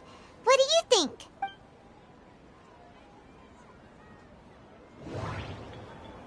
People in SUMERU don't dream. What a strange phenomenon.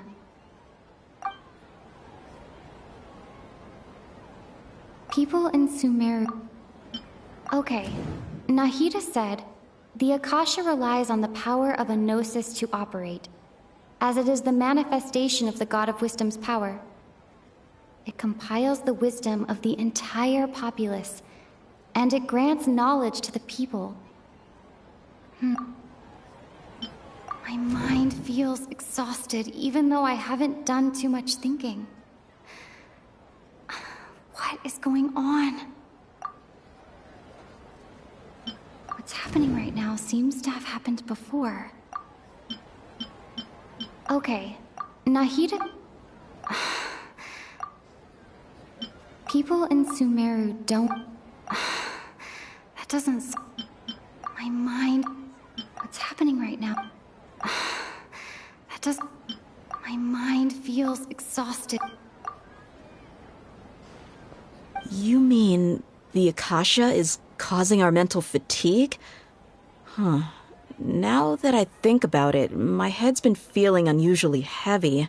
When the desert dwellers set off on their quest for knowledge, a sage once said, knowledge always comes at a price. Compiling the entire country's knowledge. You think the Akasha pulled a 180 and is extracting information from us? Who knows? The Akasha can put knowledge into our heads, so who's to say that it can't also poke around in there? We don't know any specifics. What's the point of doing something like that? Just think about it. If you could combine the knowledge of every single person in Sumeru, then you can basically turn Sumeru City into a single massive brain. This hive mind could make breakthroughs in problems that even the smartest geniuses can't crack. An excellent deduction. And the analogy comparing Sumeru City to a massive brain? I love it. In that case, we should take off our Akasha terminals right away. Maybe that'll solve this problem. Yeah, I was only wearing this for show in the first place. Didn't expect the sages to cook up such a conspiracy. Mark my words, when this is over, I'm getting evidence and exposing this whole thing to the public. How does everyone feel? Huh? What is it? Oh, that! Paimon knows what you're talking about. It's a single soft beep that sounds like it's coming from the Akasha terminal. The sound of a beep. Could it be a prompt tone for when the Akasha is operating? That's probably an important clue. We weren't using our terminals, but we heard a beep anyway.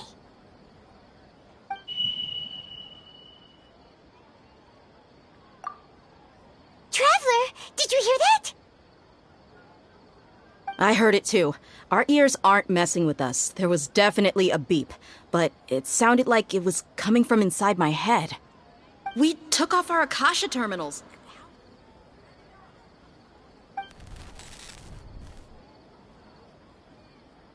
Phase runtime has exceeded its expected length. At this rate, there may be casualties. But we cannot lose all of our...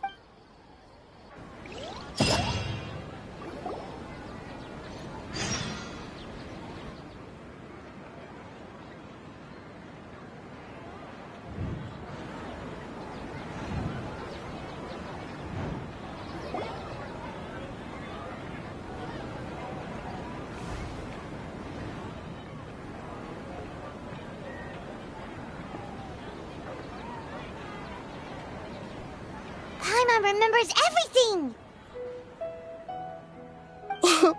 Good. You adapted quickly this time. We definitely took off our Akasha terminals last night, but we still heard that beep. Why is that?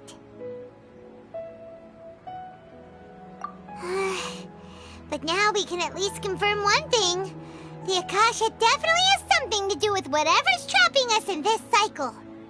Oh, Paimon doesn't get it. Why would the Akasha go this far if all it wants is everybody's wisdom? It's extremely difficult for lab rats in an experiment to understand why they're being treated the way they are. If we're lab rats, then what are you? Nahida, you've never told us anything about yourself. I guess I'm the moon. The moon? Wasn't that the result of our divination? Anyway, knowing who I am won't help you get closer to the truth, so you should focus on other things. Don't get distracted and miss any clues. Okay then. Dia helped us a lot yesterday, so let's go find her. If Paimon's reading the time correctly, those kidnappers should be showing up.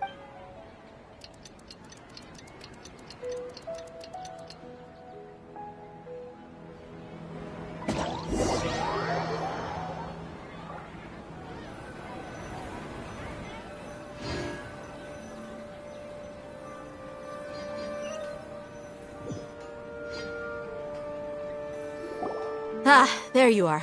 I've already taken care of those kidnappers. My lady, did you get hurt? Dia! What's wrong? Why are you both gawking at me like that? You didn't get hurt this time! Huh? What do you mean this time? Why are you so surprised that I managed to get out unscathed? Those kids were amateurs.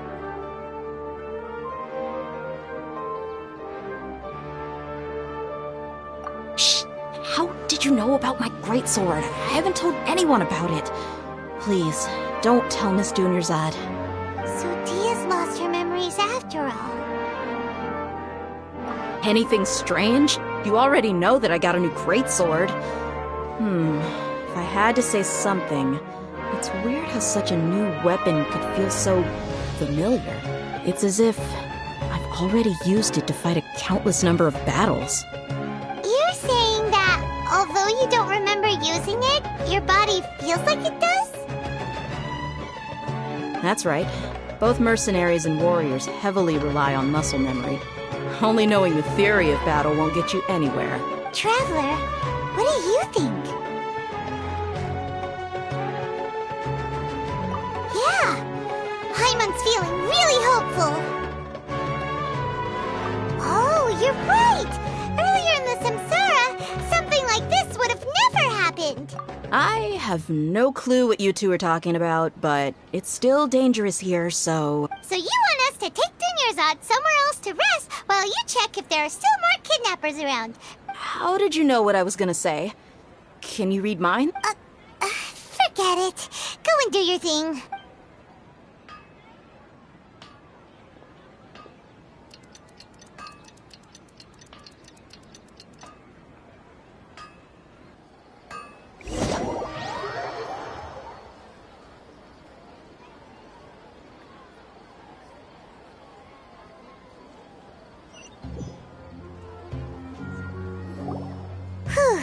It's finally nighttime.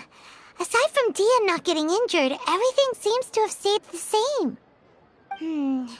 Listen, Nahida, we found out that Dia got out just fine today, even though she got injured every other time she fought the kidnappers. Do you think the Samsara has been broken? Have we saved Dunyarzad? Really? Good job on all that progress. Get some good sleep tonight. Hey, what kind of an answer is that? Tomorrow will come. Everyone assumes this is common knowledge, but the only way you can know that for sure is if you experience tomorrow. How many todays has it been? Is it possible that today will be followed by yesterday? Does tomorrow truly exist as anything beyond a made-up concept? It's even possible that this entire world is a lie, and the history of the whole world has just been one endless Sub-Zero's festival. Okay, no more. Paimon's brain is already shut down. That's why it makes no sense to waste your energy thinking about things you will learn tomorrow. Get some good rest. You know, use the bathroom and flush your anxiety dookie away. Huh? Hold on, what did you just say? Did Paimon hear you correctly? Huh? People always say they feel a sense of relief after they take a duk-duk. That's why I suggested you could try that. Is that so strange?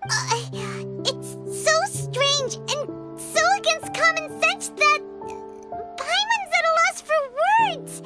Yeah, even though it's happy and lively at the Sub-Zero's festival every day, it feels like it's been a long time since...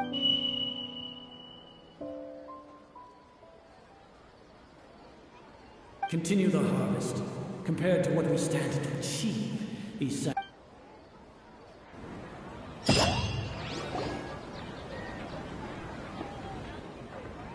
We're still in the same day!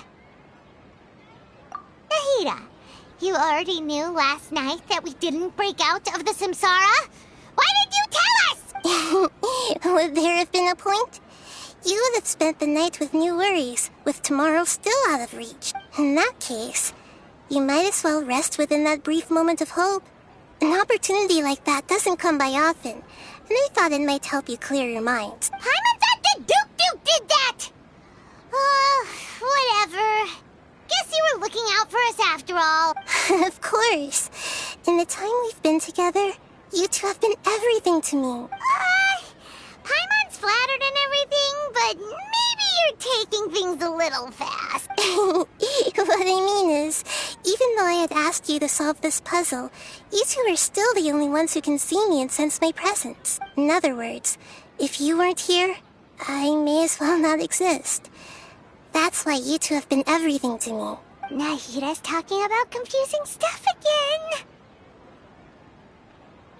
Anyway, that's enough chit-chat.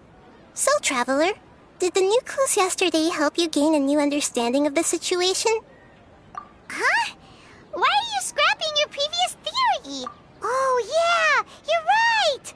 Gosh, how did we not notice that? In a simple time loop, people's physical conditions should also reset. So, what's your new hypothesis?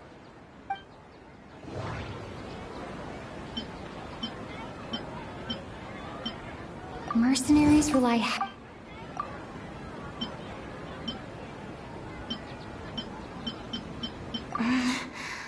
I can't seem to...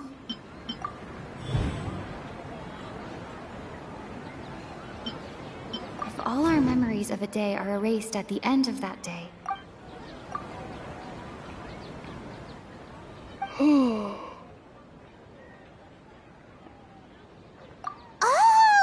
Then the beep we hear every night could just be indicating the deletion of our memories! That's why, when we wake up, everyone thinks the Sub-Zero's festival hasn't happened yet. It's already the next day, but everyone still thinks it's the day before. But muscle memory can't be erased. That's why Dia has been getting better at using her greatsword. Now everything makes sense. A brilliant deduction. Nahida, tell us if we're right or wrong. To put it simply, it's as if you've mistaken a pyro crystal fly for a firefly in the night. You lost sight of its true nature because you focused too much on your perception that it glows. That isn't simple at all!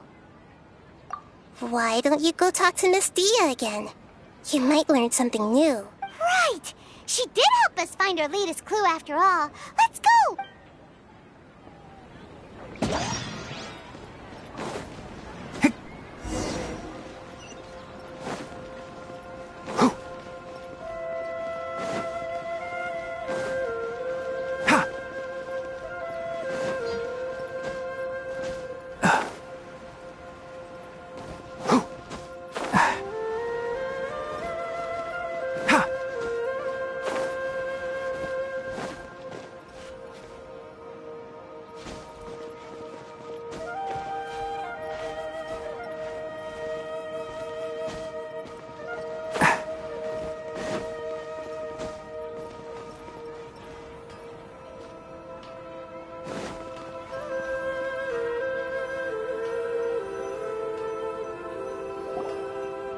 There you are.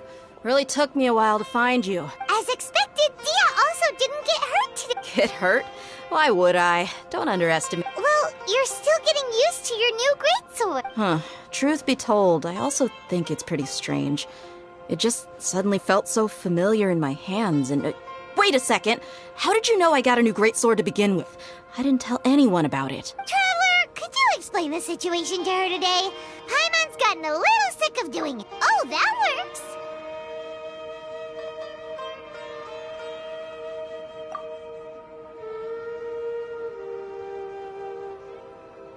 What happened to you guys while I was gone? Did you get brainwashed by some cult? Don't think too hard about it. Just take what we're saying at face value. Alright then, let me get this straight. You're telling me that my body's already gotten used to this greatsword, but my brain just doesn't remember it? Yes, your memory's being erased every day. Then I'd have to disagree. That's impossible. Oh? Why do you think that? If we've actually been reliving the Sub-Zeru's festival day after day, then what happened to the things we used, the money we spent, the food we ate? Common sense says my wallet should have emptied itself a long time ago. There's no way I wouldn't have noticed that.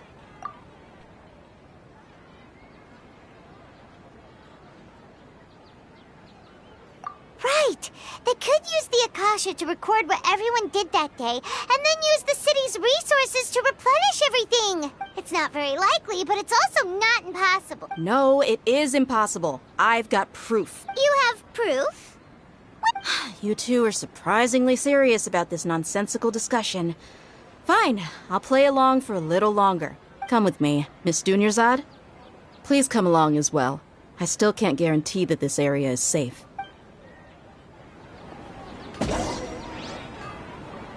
Paimon can't believe it's Dia who wants to show us something this time. 2 days ago, we were the ones taking her to see Dunyarzad.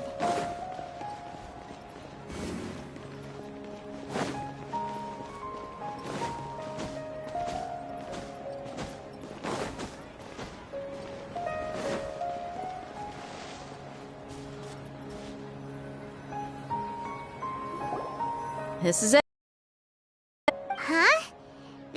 wooden training dummy. What about it? See those marks on the dummy? Those are the result of several days' worth of practice. Let's say the sages didn't replace it every day. Shouldn't it be hacked to pieces by now?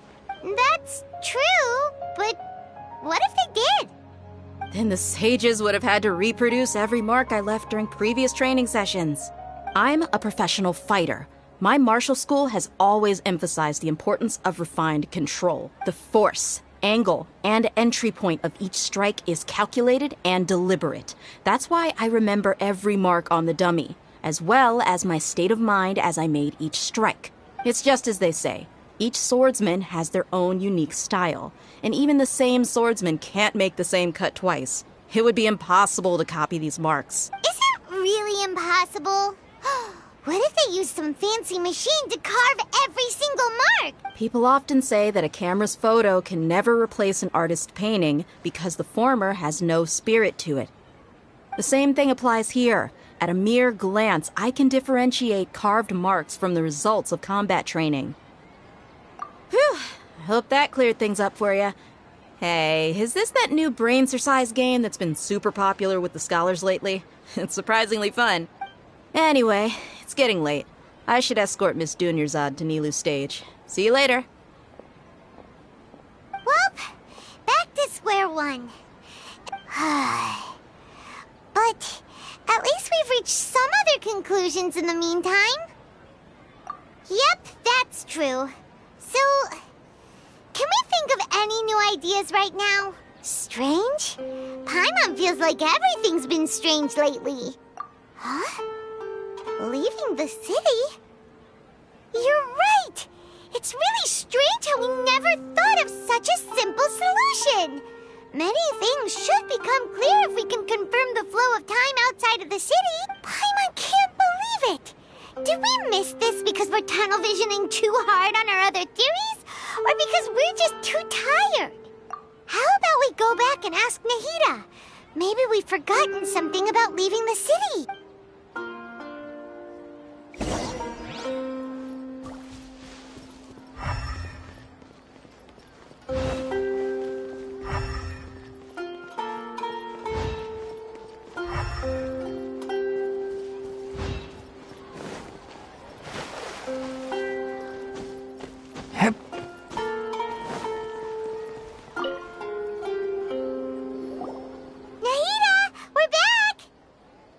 Early today. Did you find something new? Sort of. We're mostly sure now that we're not in a time loop. And we also aren't in the real world. But at the same time, we have a new question. Leaving the city. As far as I remember, you've mentioned your plans to do that twice before. We did? But we don't remember anything. What happened after we talked about those plans? What did we say when we got back? Let me think. I don't think you ever actually told me what the outcome was. Oh, it's probably more accurate to say that both times you never came back the whole night. But you two sometimes stay out the entire night anyway, so at the time, I didn't think too much about it. It is true that sometimes we lose track of time during our investigations. Before we know it, it'll already be the next day. Really?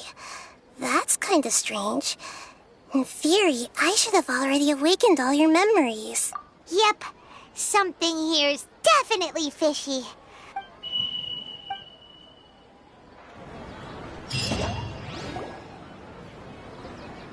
Our memories are back! About that... Well... Traveler, aside from your memories that were just restored, I have another message for you. Listen to it and you'll understand. Can't go back. There are countless spaces here. Our Sub-Zero's festival in Sumeru City is just one of them. Traveler, you should be missing 2 days' worth of memories. Paimon will fill you in. It's time to carry out our plan from yesterday. Okay, let's go!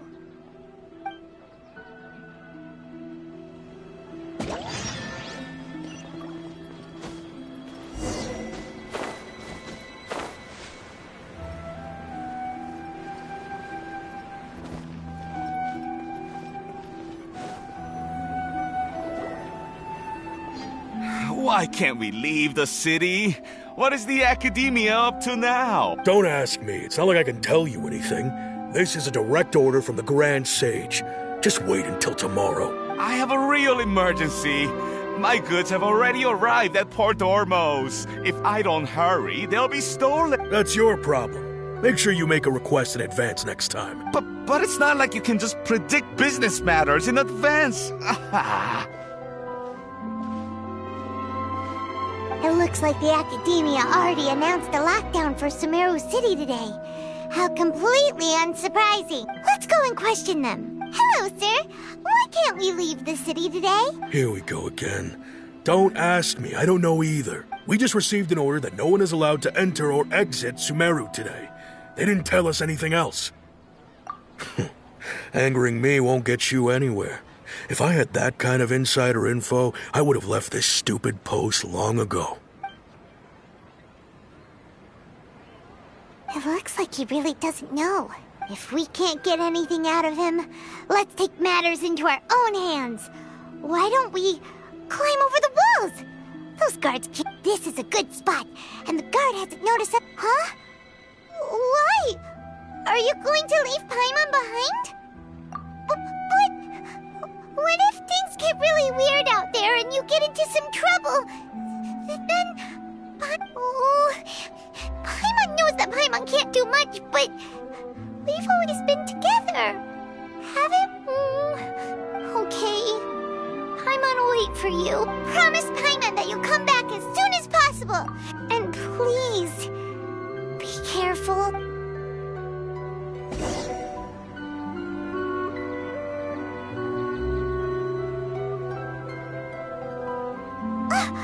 Memories!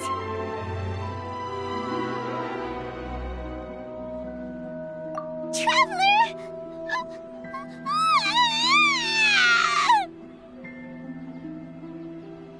Paimon thought Paimon would never see you again. You just... Paimon waited for you for hours and hours at the city wall and you never came back. You promised Paimon that you were only taking a quick look. Paimon, calm down. She's here now. I don't think she understood what you were saying. Paimon doesn't care! Paimon wanted to go look for you, but you also said that Paimon should stay! Paimon was so worried and so scared the entire day!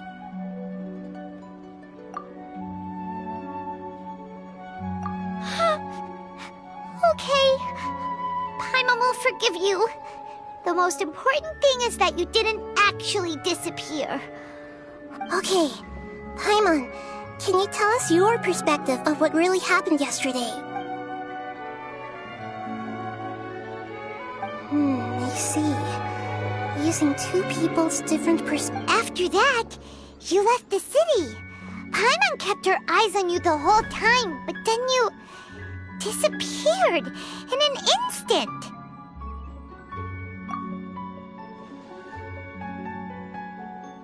No way! Paimon was watching you with the fullest attention. What's your perspective, Traveler? You sure you don't have any memory of this? I guess that explains everything.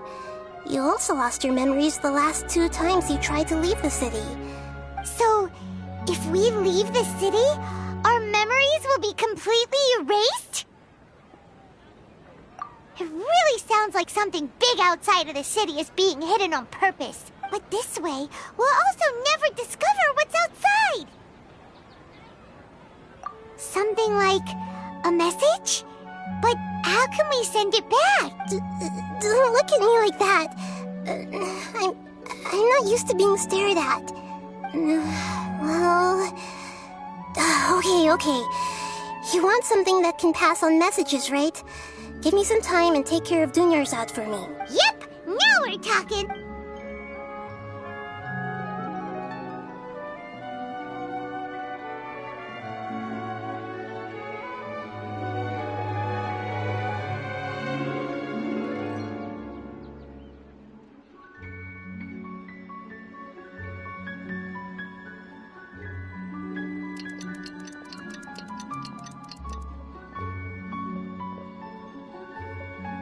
I'm done. Here you go. What? Isn't this Akasha terminal? He made some little changes. Akasha terminals are already capable of sending messages. I just tweaked it so that it could connect to any node. To make something like this? Nahida, you really know the Akasha like the back of your hand. Yep. I'll help you save the messages. It should be pretty easy to use. I just can't guarantee the user's status and signal coverage when they're outside the city. We'll never know until we try. Let's go then. Let's expose those sages. All right. Paimon isn't as worried about being separated since it happened. Okay. See you tomorrow, Traveler. That covers everything that's happened so far. Yes. Although the signal was choppy and had some interference, we still managed to receive 2 messages from you when you were outside. Okay, now that you understand what's going on, let's hear the messages together.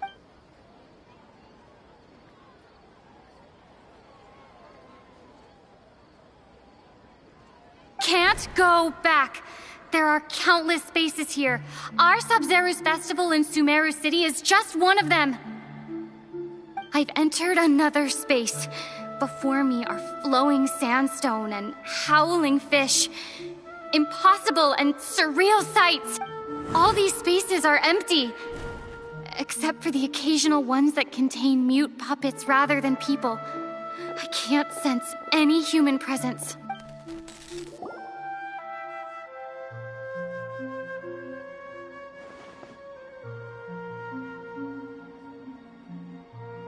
That's one heck of an info dump. It sounds like you left the Sumeru city space when you set foot outside of the... But everything looked completely normal when Paimon was looking out from the inside. That's unbelievable. And if we take your word for it, the other spaces all had very weird content. There's another part here. I only received it last night. These spaces have been disappearing, one after the other. Absorbed by something like a sun in the sky. And now, even the final space has also disappeared. Behind me, a lot of spaces just appeared again from thin air. I get it now. Those spaces are actually...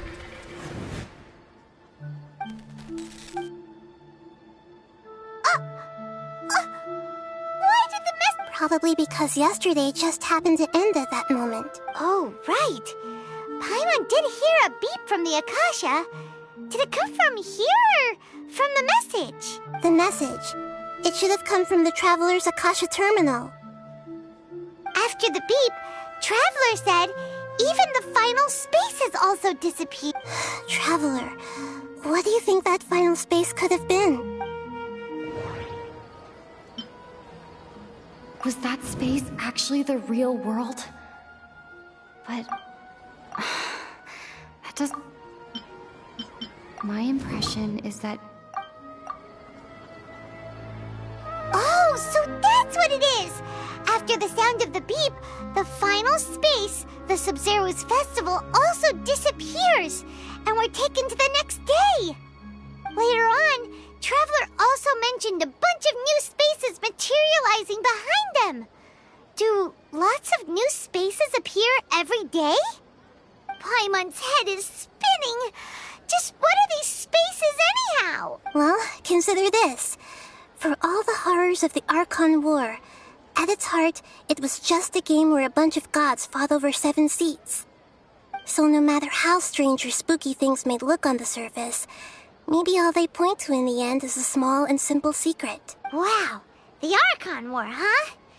That's an analogy and a half.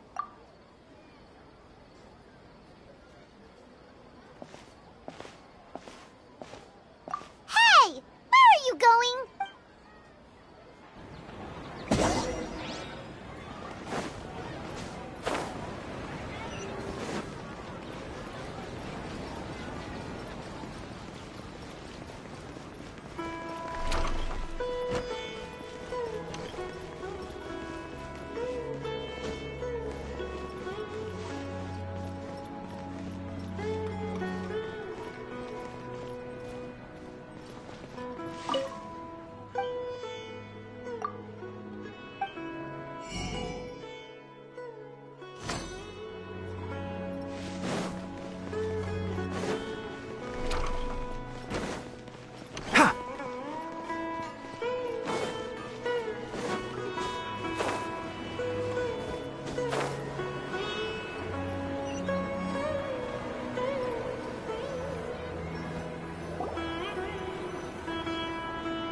want some alone time to think? Alright then, Paimon won't disturb you.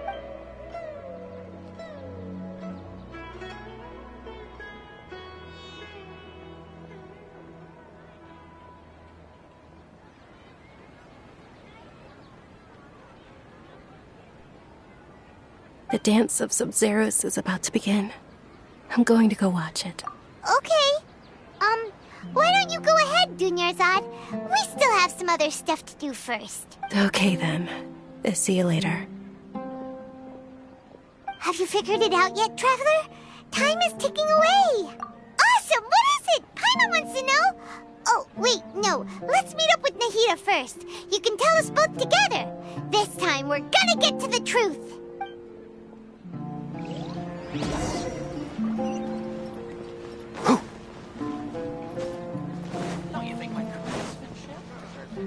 Keep up.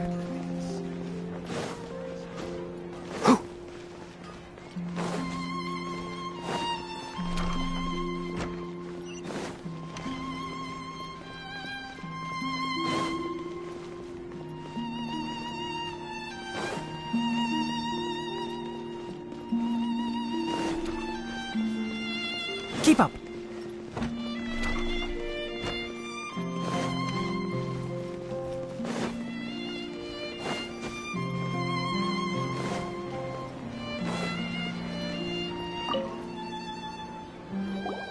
You're back!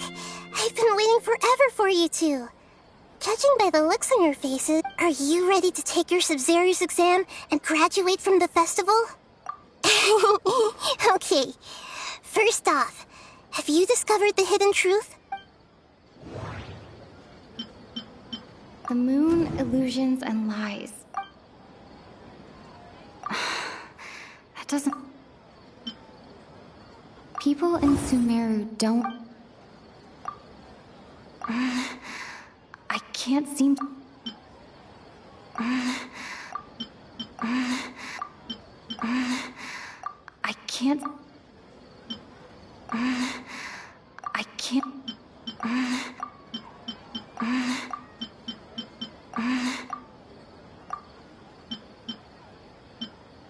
We've already experienced the Sub-Zero's festival many times.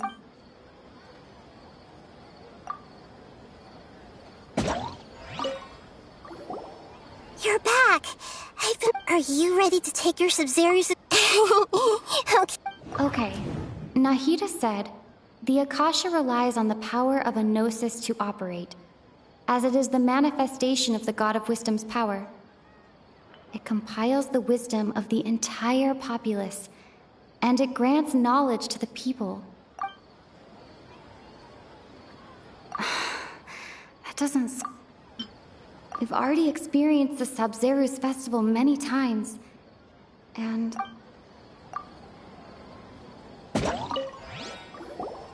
You're back! Are you ready to take your Sub-Zero's... Okay.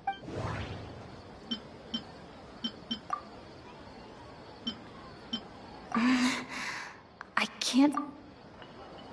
I can't see...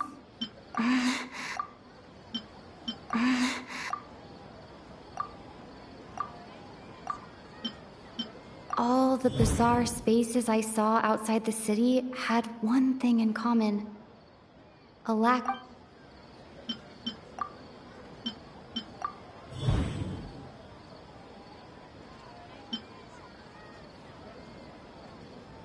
We are all in a dream.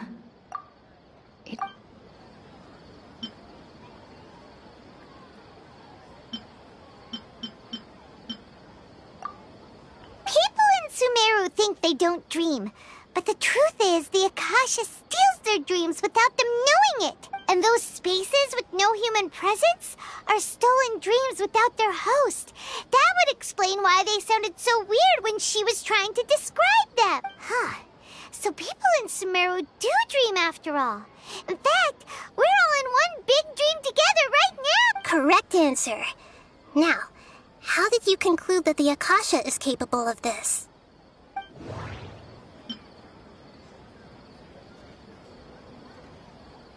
The Akasha relies on the power of a gnosis to operate, is the manifestation of the God of Wisdom's power. It compiles the wisdom of... and it grants knowledge to the people.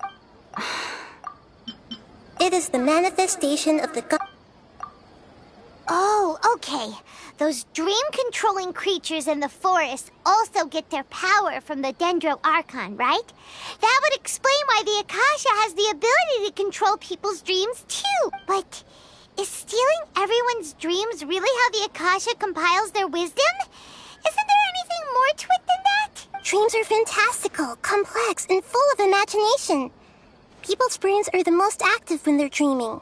In other words, dreams are rich bundles of human wisdom. So in other words, the complete opposite of how Hypatia understood it. Paimon remembers her saying that the sages think dreams are foolish delusions, and the fact that no one dreams is a blessing from Greater Lord Rukkhadevata. So it was all a dirty trick? The real story is that the sages from the academia are using the Akasha to steal people's dreams for their own use, huh? Oh? By the sounds of it, you understand the current situation pretty well. So then, what about the samsara?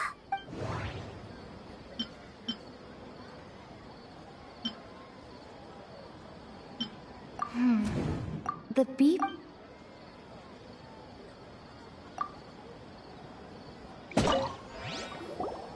You're back! Are you ready to take your Sub-Zero? Okay. Okay. Those faces remind me of... dreams. Like the one I had in the Avidia forest. Except... we are all... People in Sumeru think they don't... and those Huh. So, correct answer. Now, how did you conclude that the Akasha relies on the power of a gnosis? It is the manifest... Oh, okay. But is stealing every... Dreams are fantastical, complex, and full of imagination. People's brains are the most active. In other words... So in other... Paimon remembers her saying that the real story is that the... Oh? By the sounds of it, you understand the current situation pretty well. So then, what about the... My mind That doesn't... We've already experienced the Sub-Zeru's festival many times. And... the day of the That doesn't sound right. The Grand Sage said, go celebrate the birth of that god to your heart's content. That doesn't... Those spaces kept disappearing before my eyes. But as soon as that beep sounded, many more spaces materialized. Those spaces kept disappearing before my... Those dreamscapes kept vanishing. Those spaces kept disappearing...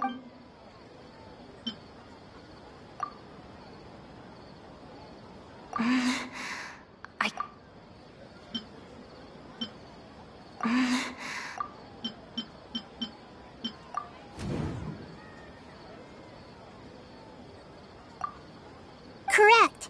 The Akasha is keeping each person's brain in a constant dream state, but also separating their consciousness from their own dream. Their disembodied consciousness is placed inside the collective dream of the Sub-Zeru's festival along with everyone else's, while their now vacant dreams are harvested by the Akasha. No one is any the wiser as another day passes in the dream, and so begins another samsara cycle. People wake up to yet another dream about the Sub-Zeru's festival. The dreams that belong to them are once again harvested by the Akasha.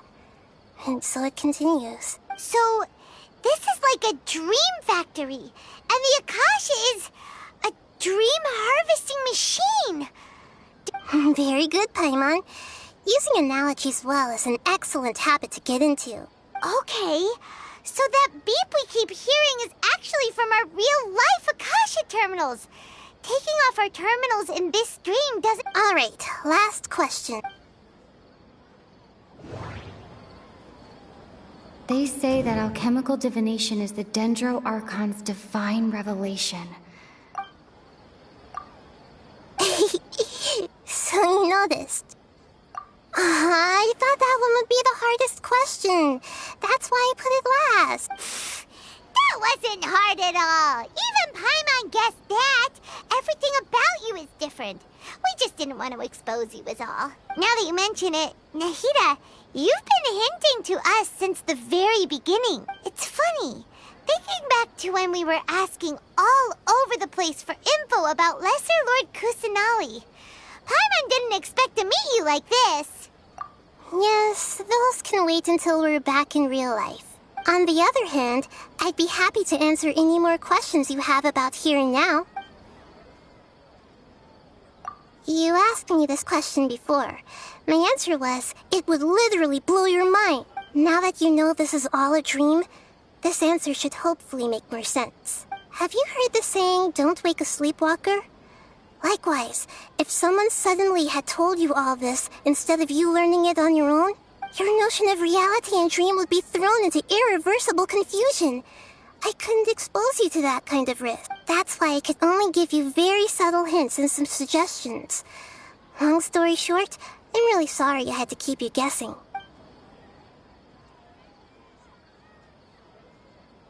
Firstly, this dream we're in is completely based on reality. People have already experienced this Sub-Zero's festival, so it would be very difficult for them to find anything that strikes them as surreal. Secondly, you're probably wondering why people don't have any memories from earlier samsara, right? That's because people don't remember their dreams most of the time anyway. And in any case, their actual dreams are being taken away from them by the Akash. So whenever they wake up in this dream of the Sub-Zero's festival, they don't remember anything from their previous identical dream. That reminds Paimon. Traveler had a dream when we were in the Avidia Forest, but couldn't see what it was about after waking up. Is that an example of what you mean? Yes. Only after receiving the blessing of Dendro can a person gain the Dendro element's dream-enhancing power. That explains the feelings of deja vu. Meanwhile, everyone else has no idea that they are in the Sub-Zero's festival samsara, while their dreams are stolen from them over and over again. Firstly, this dream we're in is completely based on reality. Secondly, that's because people don't remember. So whenever... That reminds Paimon. Traveler had... Yes. Only after receiving the blessing of Dendro can a person gain the Dendro... Meanwhile, Can humans really keep dreaming forever like this? Will it ever end? And if so, when? You might say your mental fatigue has already answered this question.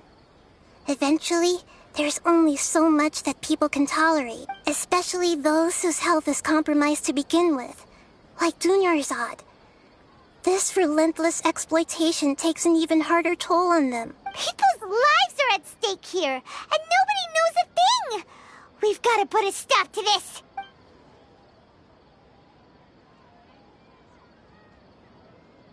I know, right? Why did they have to base this dream on my birthday? Could it really just be a coincidence? Even you don't know the reason? Wow. Now that's strange. The Academia sages are determined to harvest lots of dreams in a short time, no matter the cost. They have to be up to no good. Unfortunately, I don't know anything about it. Traveler, do you have any information?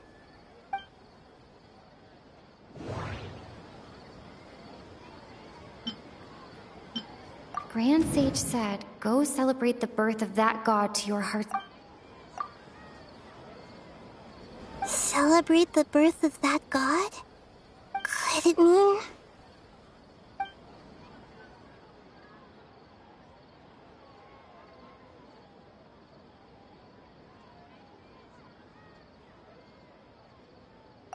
deceiving the people of SUMERU with no regard for their safety.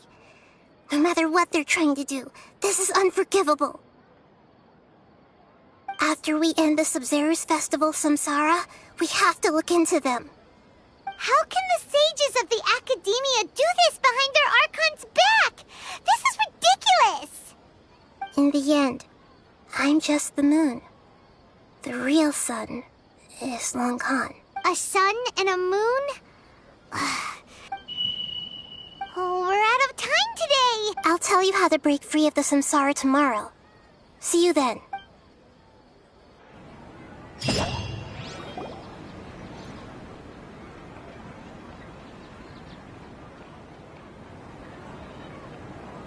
Good morning, Nahida. Wait. Now that Paimon remembers everything, should we instead say good morning, Lesser Lord Kusanali? Hey! What's wrong, Nahida? You don't look too good. I'm afraid that what you're thinking right now is correct. Did Dunyarzad already disappear? No way!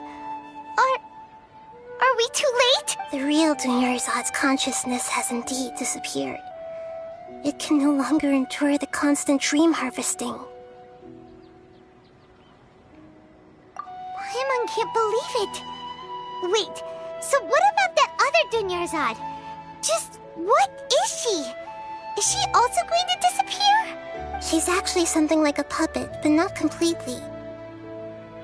The real Dunyarzad's consciousness could no longer keep playing her role in this dream, so another Dunyarzad appeared to replace her in the dream.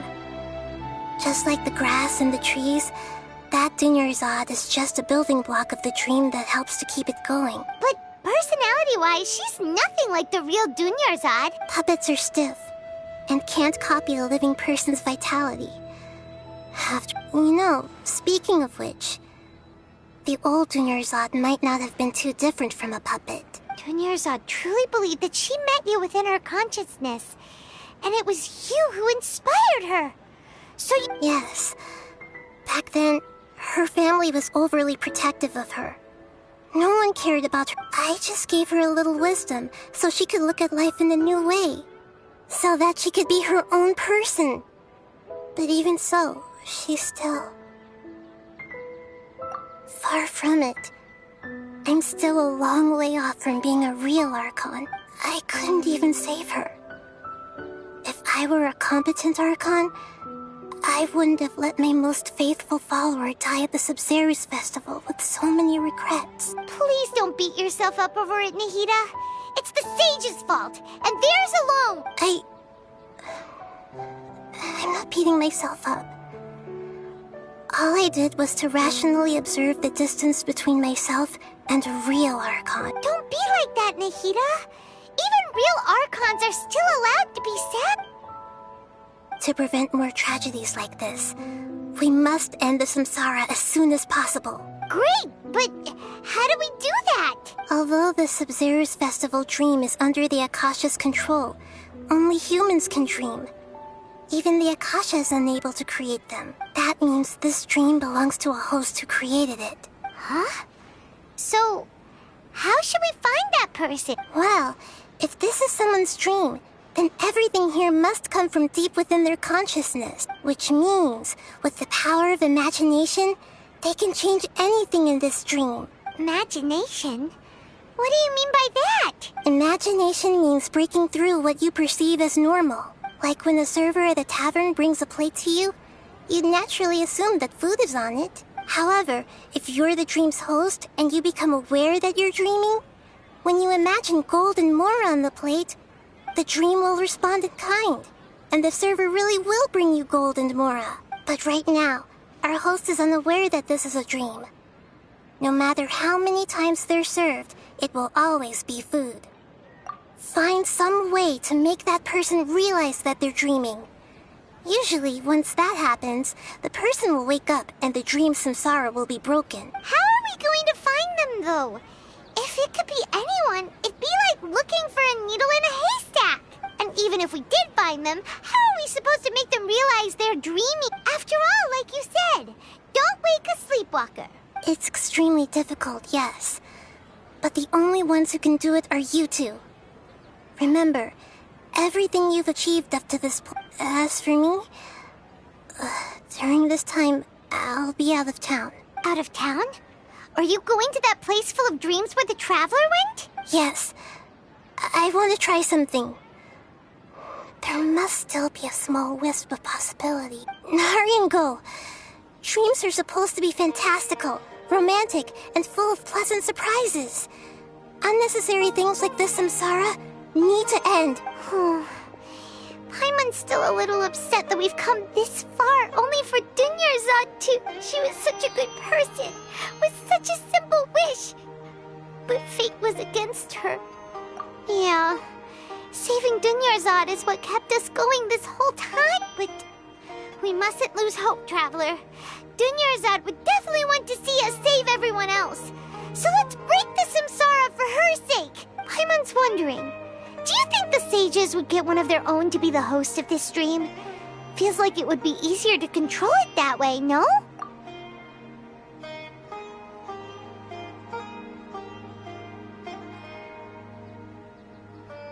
Huh. That's true. Plus, the sages probably weren't counting on there being other factors beyond their control, like Nahida and us. So, who do you think the host of the dream is? Oh, that would make sense. Ferris, the Knight of Flowers, is a symbol of the whole SUMERU's festival, right? Pretty core character. Let's go ask him some questions, shall we?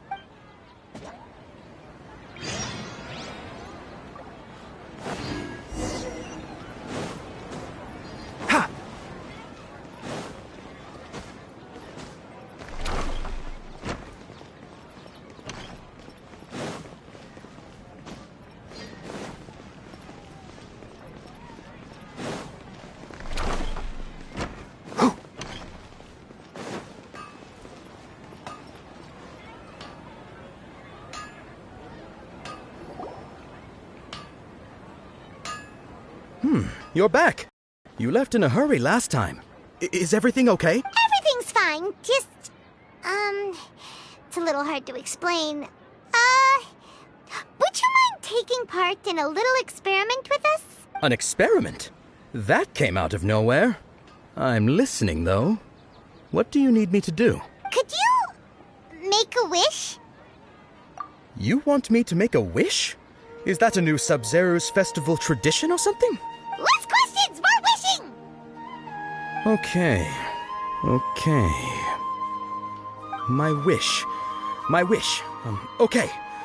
I'm a little nervous saying this out loud, but I want Miss Dunyarzad to be happy. Oh. I noticed earlier that she looked a bit down, and she wasn't really talking to anyone. She just doesn't seem like herself. She's always so gentle and kind, and all the kids love her. I've also wondered if the reason she asked me to be Fairest Knight of Flowers is because I'm special to her, or... So, you have a crush on Dunyarzad? Oh, is it that obvious? After what I just... When she placed the hat of the Knight of Flowers onto my head, she said to me, I want everyone to have a happy Sub-Zero's festival. What she didn't realize was that I'm not that interested in how everyone else feels. In that moment, I just wanted to be her Knight of Flowers for the rest of my life. 50 years? 100 years? I'll serve her till the end of time. Okay, yeah, that was a bit much. Felt like the right moment to get it off my chest, but that was pretty embarrassing. Okay, I'm ready to make my wish. I would like Miss Dunyarzad to appear in front of me right now with a smile on her face. Here goes. Please come true. I'm gonna open my eyes. Oh, you're... What? Faki? Sorry, but only one portion of Yelda candies per person. Back home you go. Nice try, you two. Anyway, never mind. I don't need to see her appear right in front of me. As long as she's happy. Guess he isn't the host of this dream after all.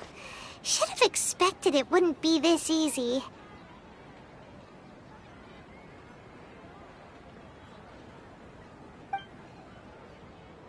It seems like everyone who knows Dunyarzad loves her.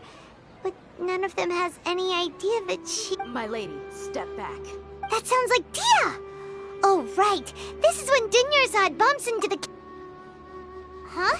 But Dia can handle them! Hey, Traveler!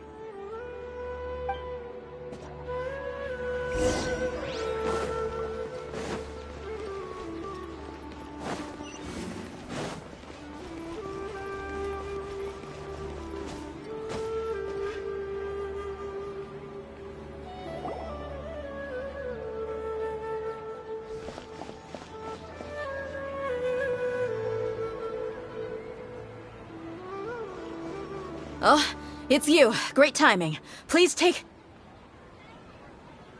Hey, this is my job. The homie Yannis pay me, not you.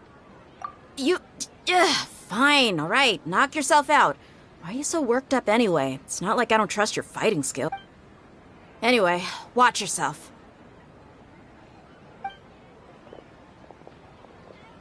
So you got yourself some backup. Suit yourself. You're going down! That's close enough. Can't see? Hold the line! Right here. Emerge. Right now. The fuse is lit!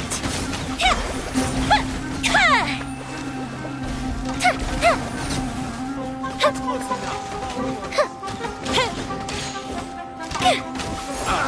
Emerge. Right now. Right here.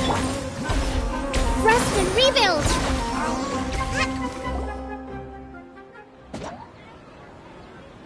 Traveler, were you just taking your anger out on those guys?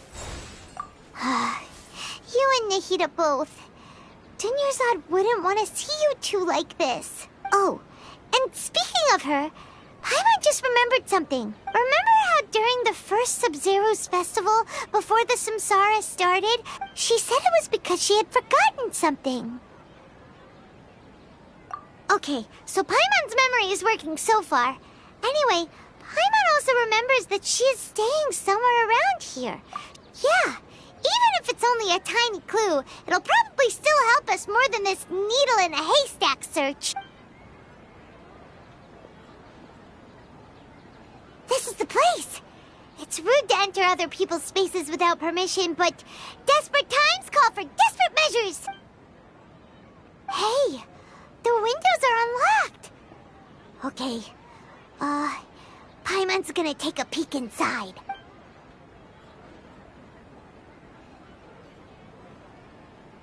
This was only a temporary residence, so there was pretty much nothing inside except this book on the table. Should we open it?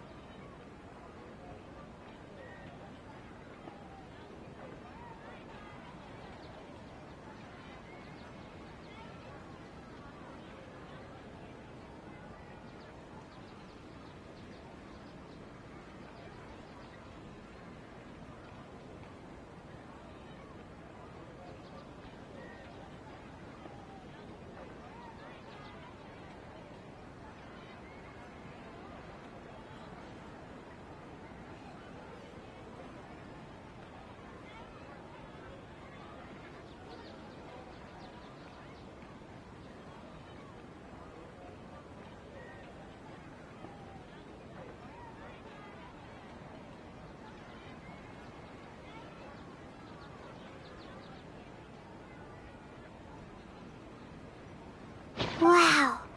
Dunyarzad wrote all of this. Sounds like she was always thinking of us even while we were away. Even though she was also busy preparing for the Sub-Zero's festival and had all her health problems to worry about. She must have wanted to give this to us as a gift on the day of the Sub-Zero's festival, right? If we hadn't found this book, we never would have known. But now that we know, we can't even thank her. Hey! Where are you off to now?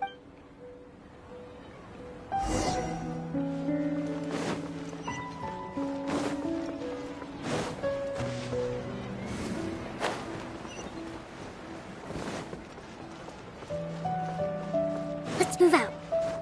Hup.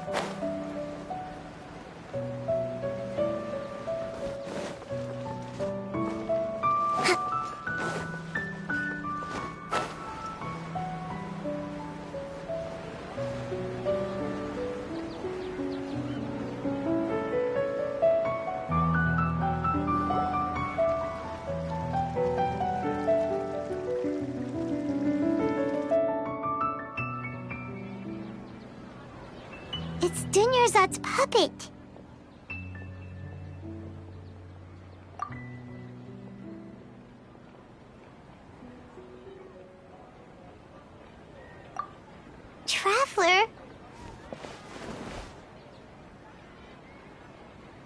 be exhausted. Come to think of it, we've been stuck in this place for a really, really long time. Heck, even the last time we were chatting happily with Dunyarzad feels like an eternity ago.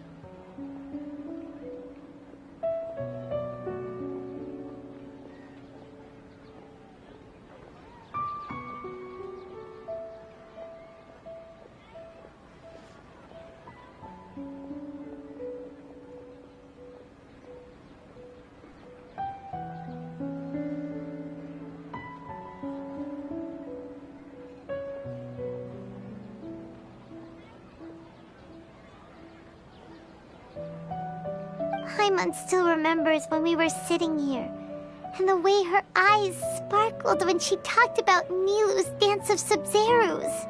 There will always be frustrations in life, but I know that the point of living is not to leave behind any regrets.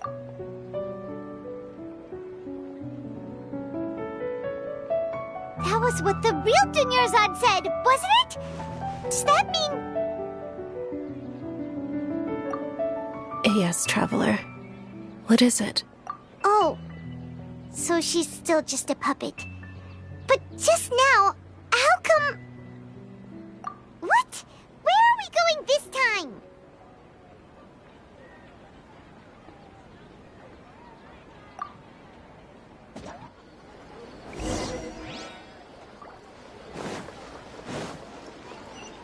Let's move out.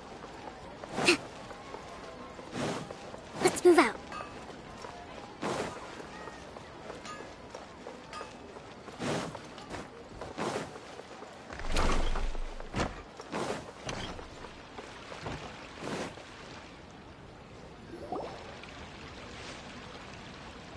If you continue to resist, we will have to order an investigation into every single event organizer. The Grand Sage has already granted you much leniency.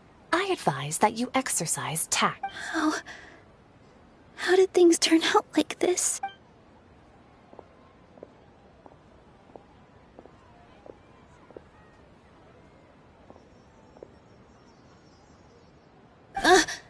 Traveler? You don't have to get involved. Traveler? Traveler? What the heck are you doing? If you get arrested by the Academia, that's another day gone to waste!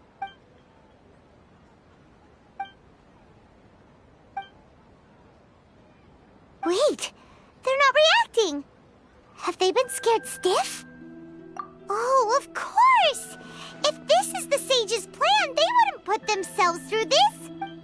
So they're just substitutes. What is this? What happened to the Grand Sage and his entourage?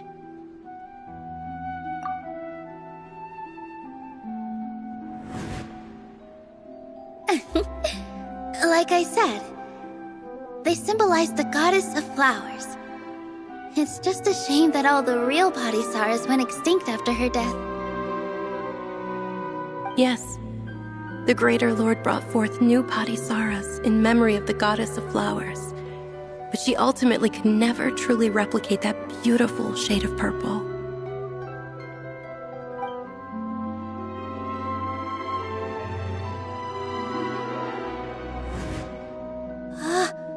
That beautiful shade of purple.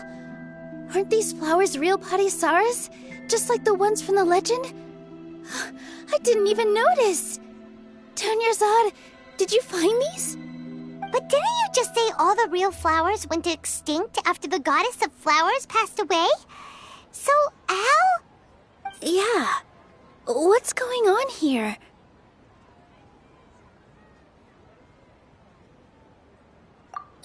Huh? You guys are acting weird. But okay, I'll try.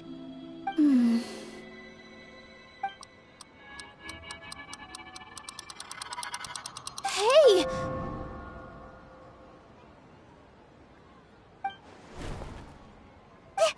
They disappeared! So Nilu's the host!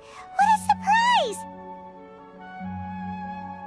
Purple Padisaras don't exist in the real world anymore. But in Nilu's subconscious, they can appear as decorations on the stage. It's just like the example Nahida told us. People assume there will be food on a plate, and Nilu assumed there would be real patisaras in the flower pots. So when you saw the flowers, you instantly knew it was Nilu? But if we want to end the samsara, we need the host to become aware that they're dreaming. How should we make Nilu realize that? Am I dreaming? Huh? So I'm right. Is this Lesser Lord Kusanali responding to our celebration of the Sabzeruz festival? Wrong guess, but you aren't completely wrong either. The point is, what made you think this is a dream? As far as you know, people in SUMERU don't dream, right? Yeah, but have you heard the tale of the first sage? To prevent a calamity, he went on a journey to find the Dendro Archon. Ooh, sounds familiar. Dunyarzad told us a story like that when we first arrived in SUMERU City. So it was about the first sage, huh?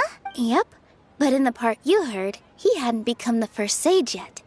There's more to the story. His piety and wisdom were acknowledged by the Dendro Archon, and she finally gave her blessing to him. All kinds of spectacular scenes appeared in front of the first sage, as if all the knowledge in the world was being painted onto a canvas right before him. He was captivated. After who knows how long, he mastered all the knowledge he could comprehend. Afterward, he said to the Dendro Archon, "I miss my parents, my wife, and my children. I've been away from home for far too long. They must be worried." The Dendro Archon smiled. The next second, the sage found himself lying in his bed, as if he had just woken up from a dream. His wife, lying next to him, said, "You're off to search for the Dendro Archon today, aren't you? Have a safe journey, my love." In the end, the first sage took care of many disasters in SUMERU City and founded the Academia. What a happy ending. So, the first sage was dreaming ever since the beginning of the story? He never went on his journey? Yes. But his faith and determination were conveyed to the Dendro Archon, so she blessed him in the form of a dream. Paimon understands where you're coming from now. That's a really interesting connection. But we really gotta wake up soon, like the sage in the story. I see. Well, it just so happens that today's Sabzeruz festival is almost over too.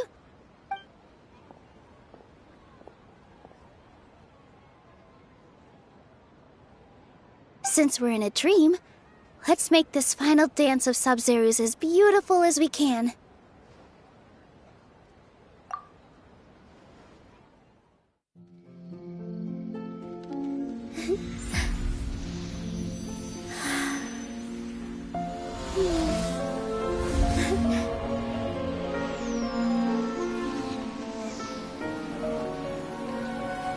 The wait is over, everyone. I dedicate this to our god, the dance of Sabzeruz.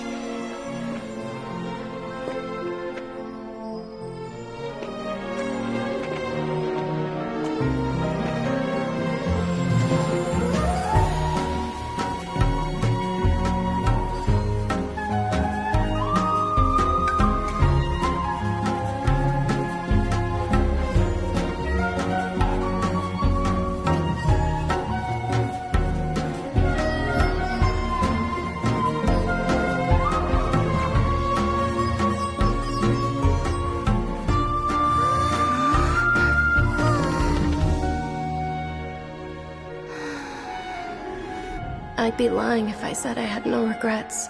I would have loved to see Nilu's dance.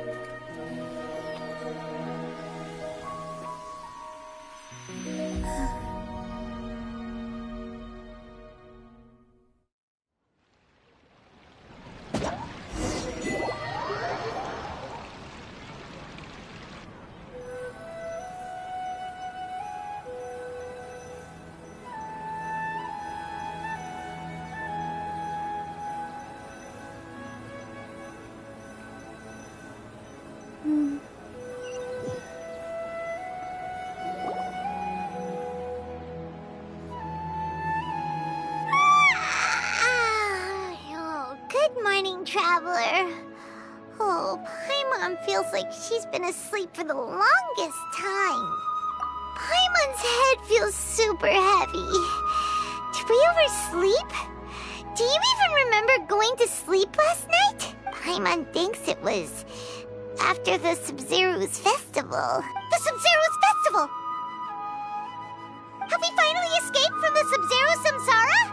Quick! Take off your Akasha terminal!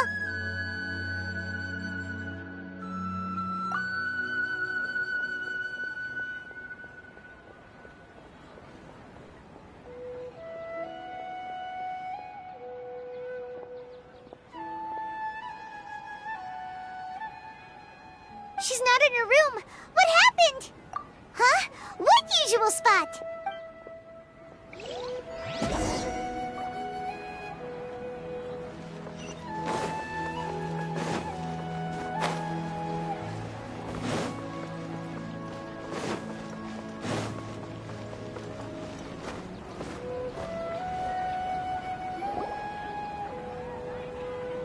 Well done, Traveler and Paimon. And thank you, Dunyarzad, for organizing the SUMERU's festival for me. I'm sorry, who are... Dunyarzad! You're okay! Oh, don't scare us like that! Oh, Traveler Paimon. I have something amazing to tell you. I just had a dream. And I saw Nilou performing the dance of SUMERU's.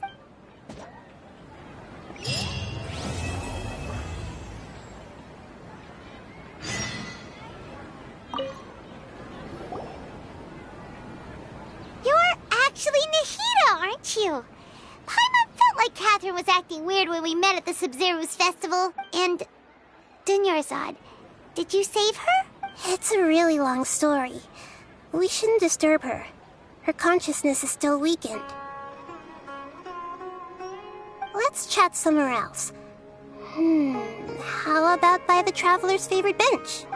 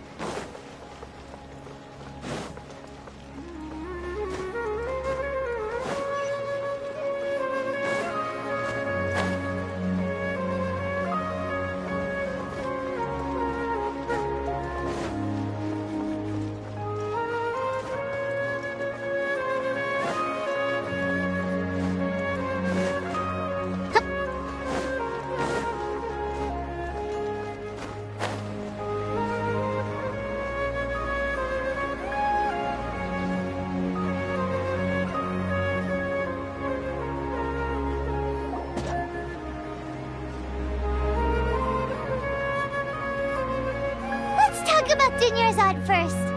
It's such a relief that she's all right. After we parted on the last day of the SUMERU's festival, I left the city and saw what the Traveler had described. Among the countless dreams, I found one that was growing fainter and fainter. This proved my suspicion.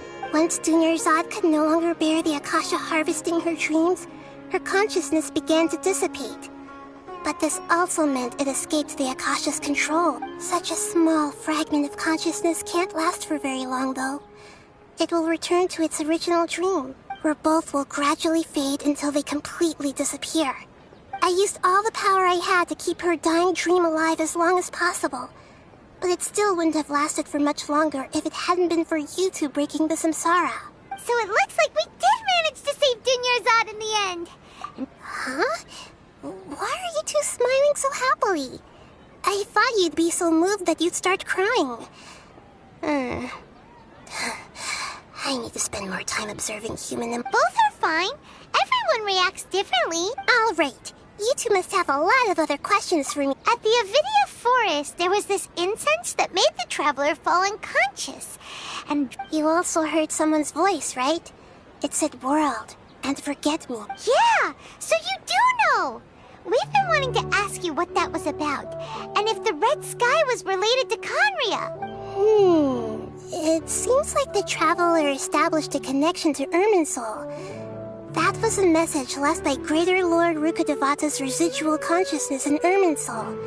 Perhaps her last memory before she died. As you two probably know, Greater Lord Rukkhadevata disappeared after the disaster in Conria. The timings of these events do line up. A message from Greater Lord Rukkhadevata? We thought it was from the Scarlet King. The Scarlet King? That god who died even longer ago? Some present-day desert dwellers still worship him.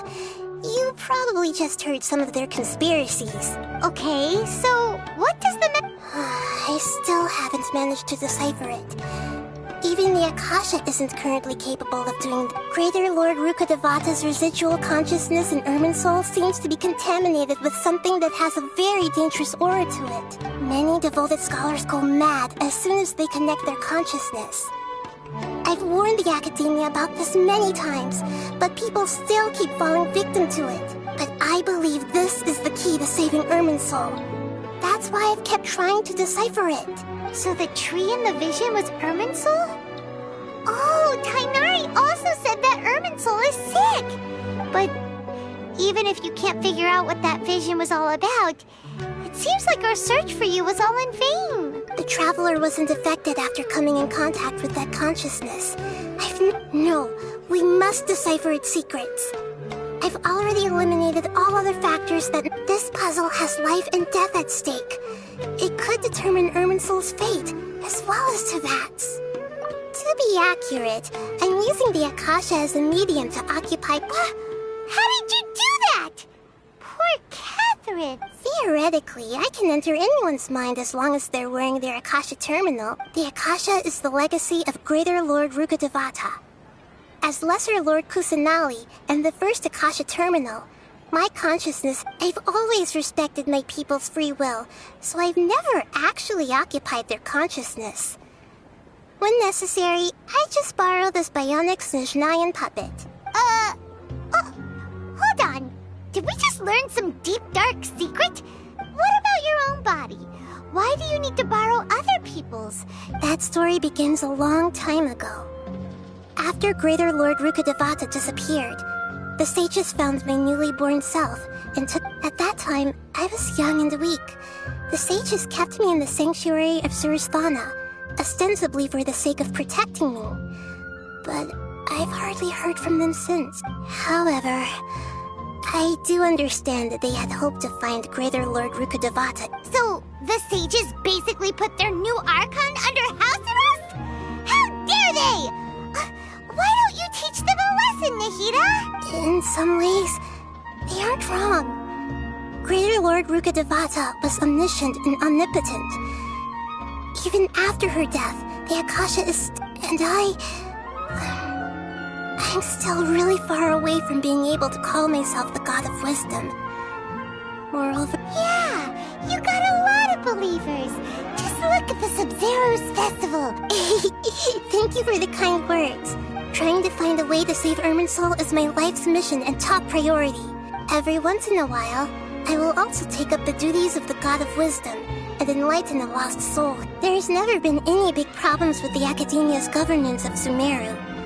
This is the first time I've seen... I wonder what caused them to go down this path, and what they hope to achieve. Even though the city's residents haven't noticed anything strange, if the traveler hadn't broken the Sub-Zero Samsara, the situation could have become dire. I tried to do some investigating in the Akasha, but I couldn't find anything suspicious. And all the people of interest seem to purposely avoid wearing their Akasha terminals. I think they're deliberately trying to hide something. Oh, that reminds Paimon. In Gandharvaville, there was a sage who had invited Tainari to join some kind of project. Could it be related? Regardless, I need to first investigate the sage's motives, make things right, and punish them if needed. But I'll have to be discreet. or they'll see me coming. You mean how the Akasha stops you from having dreams? Yeah, it's been such a long time. No one's noticed something's up? It's not that no one noticed. It's more like no one cared. Misdirection? The sages convinced everyone to believe that being unable to dream is a sign of rationality and wisdom.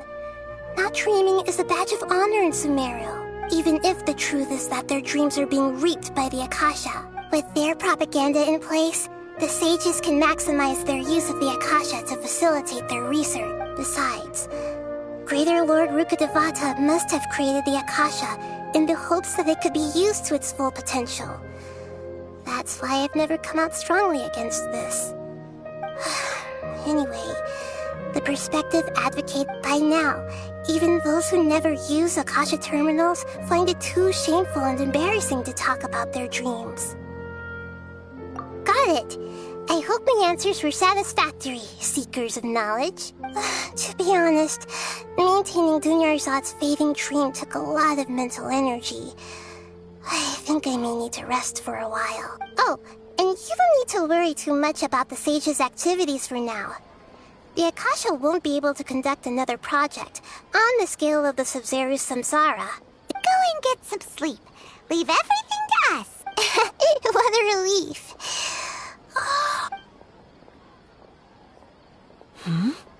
Traveler?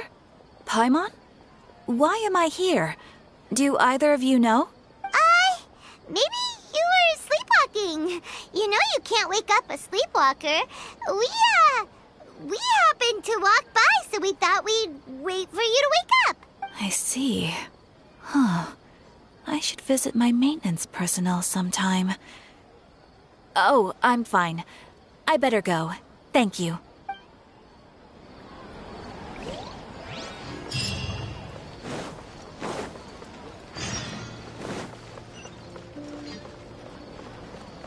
Ad Astra Abyssosk.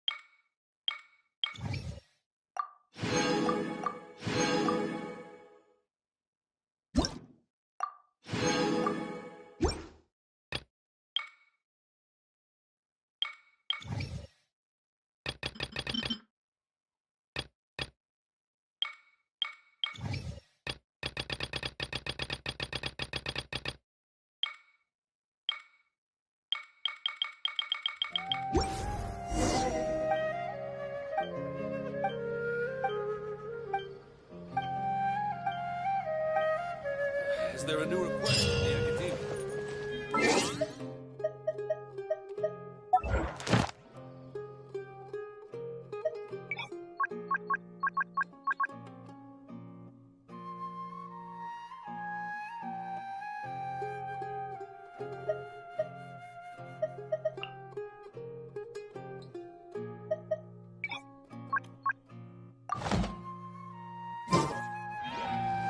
Is there a new request from the Academia?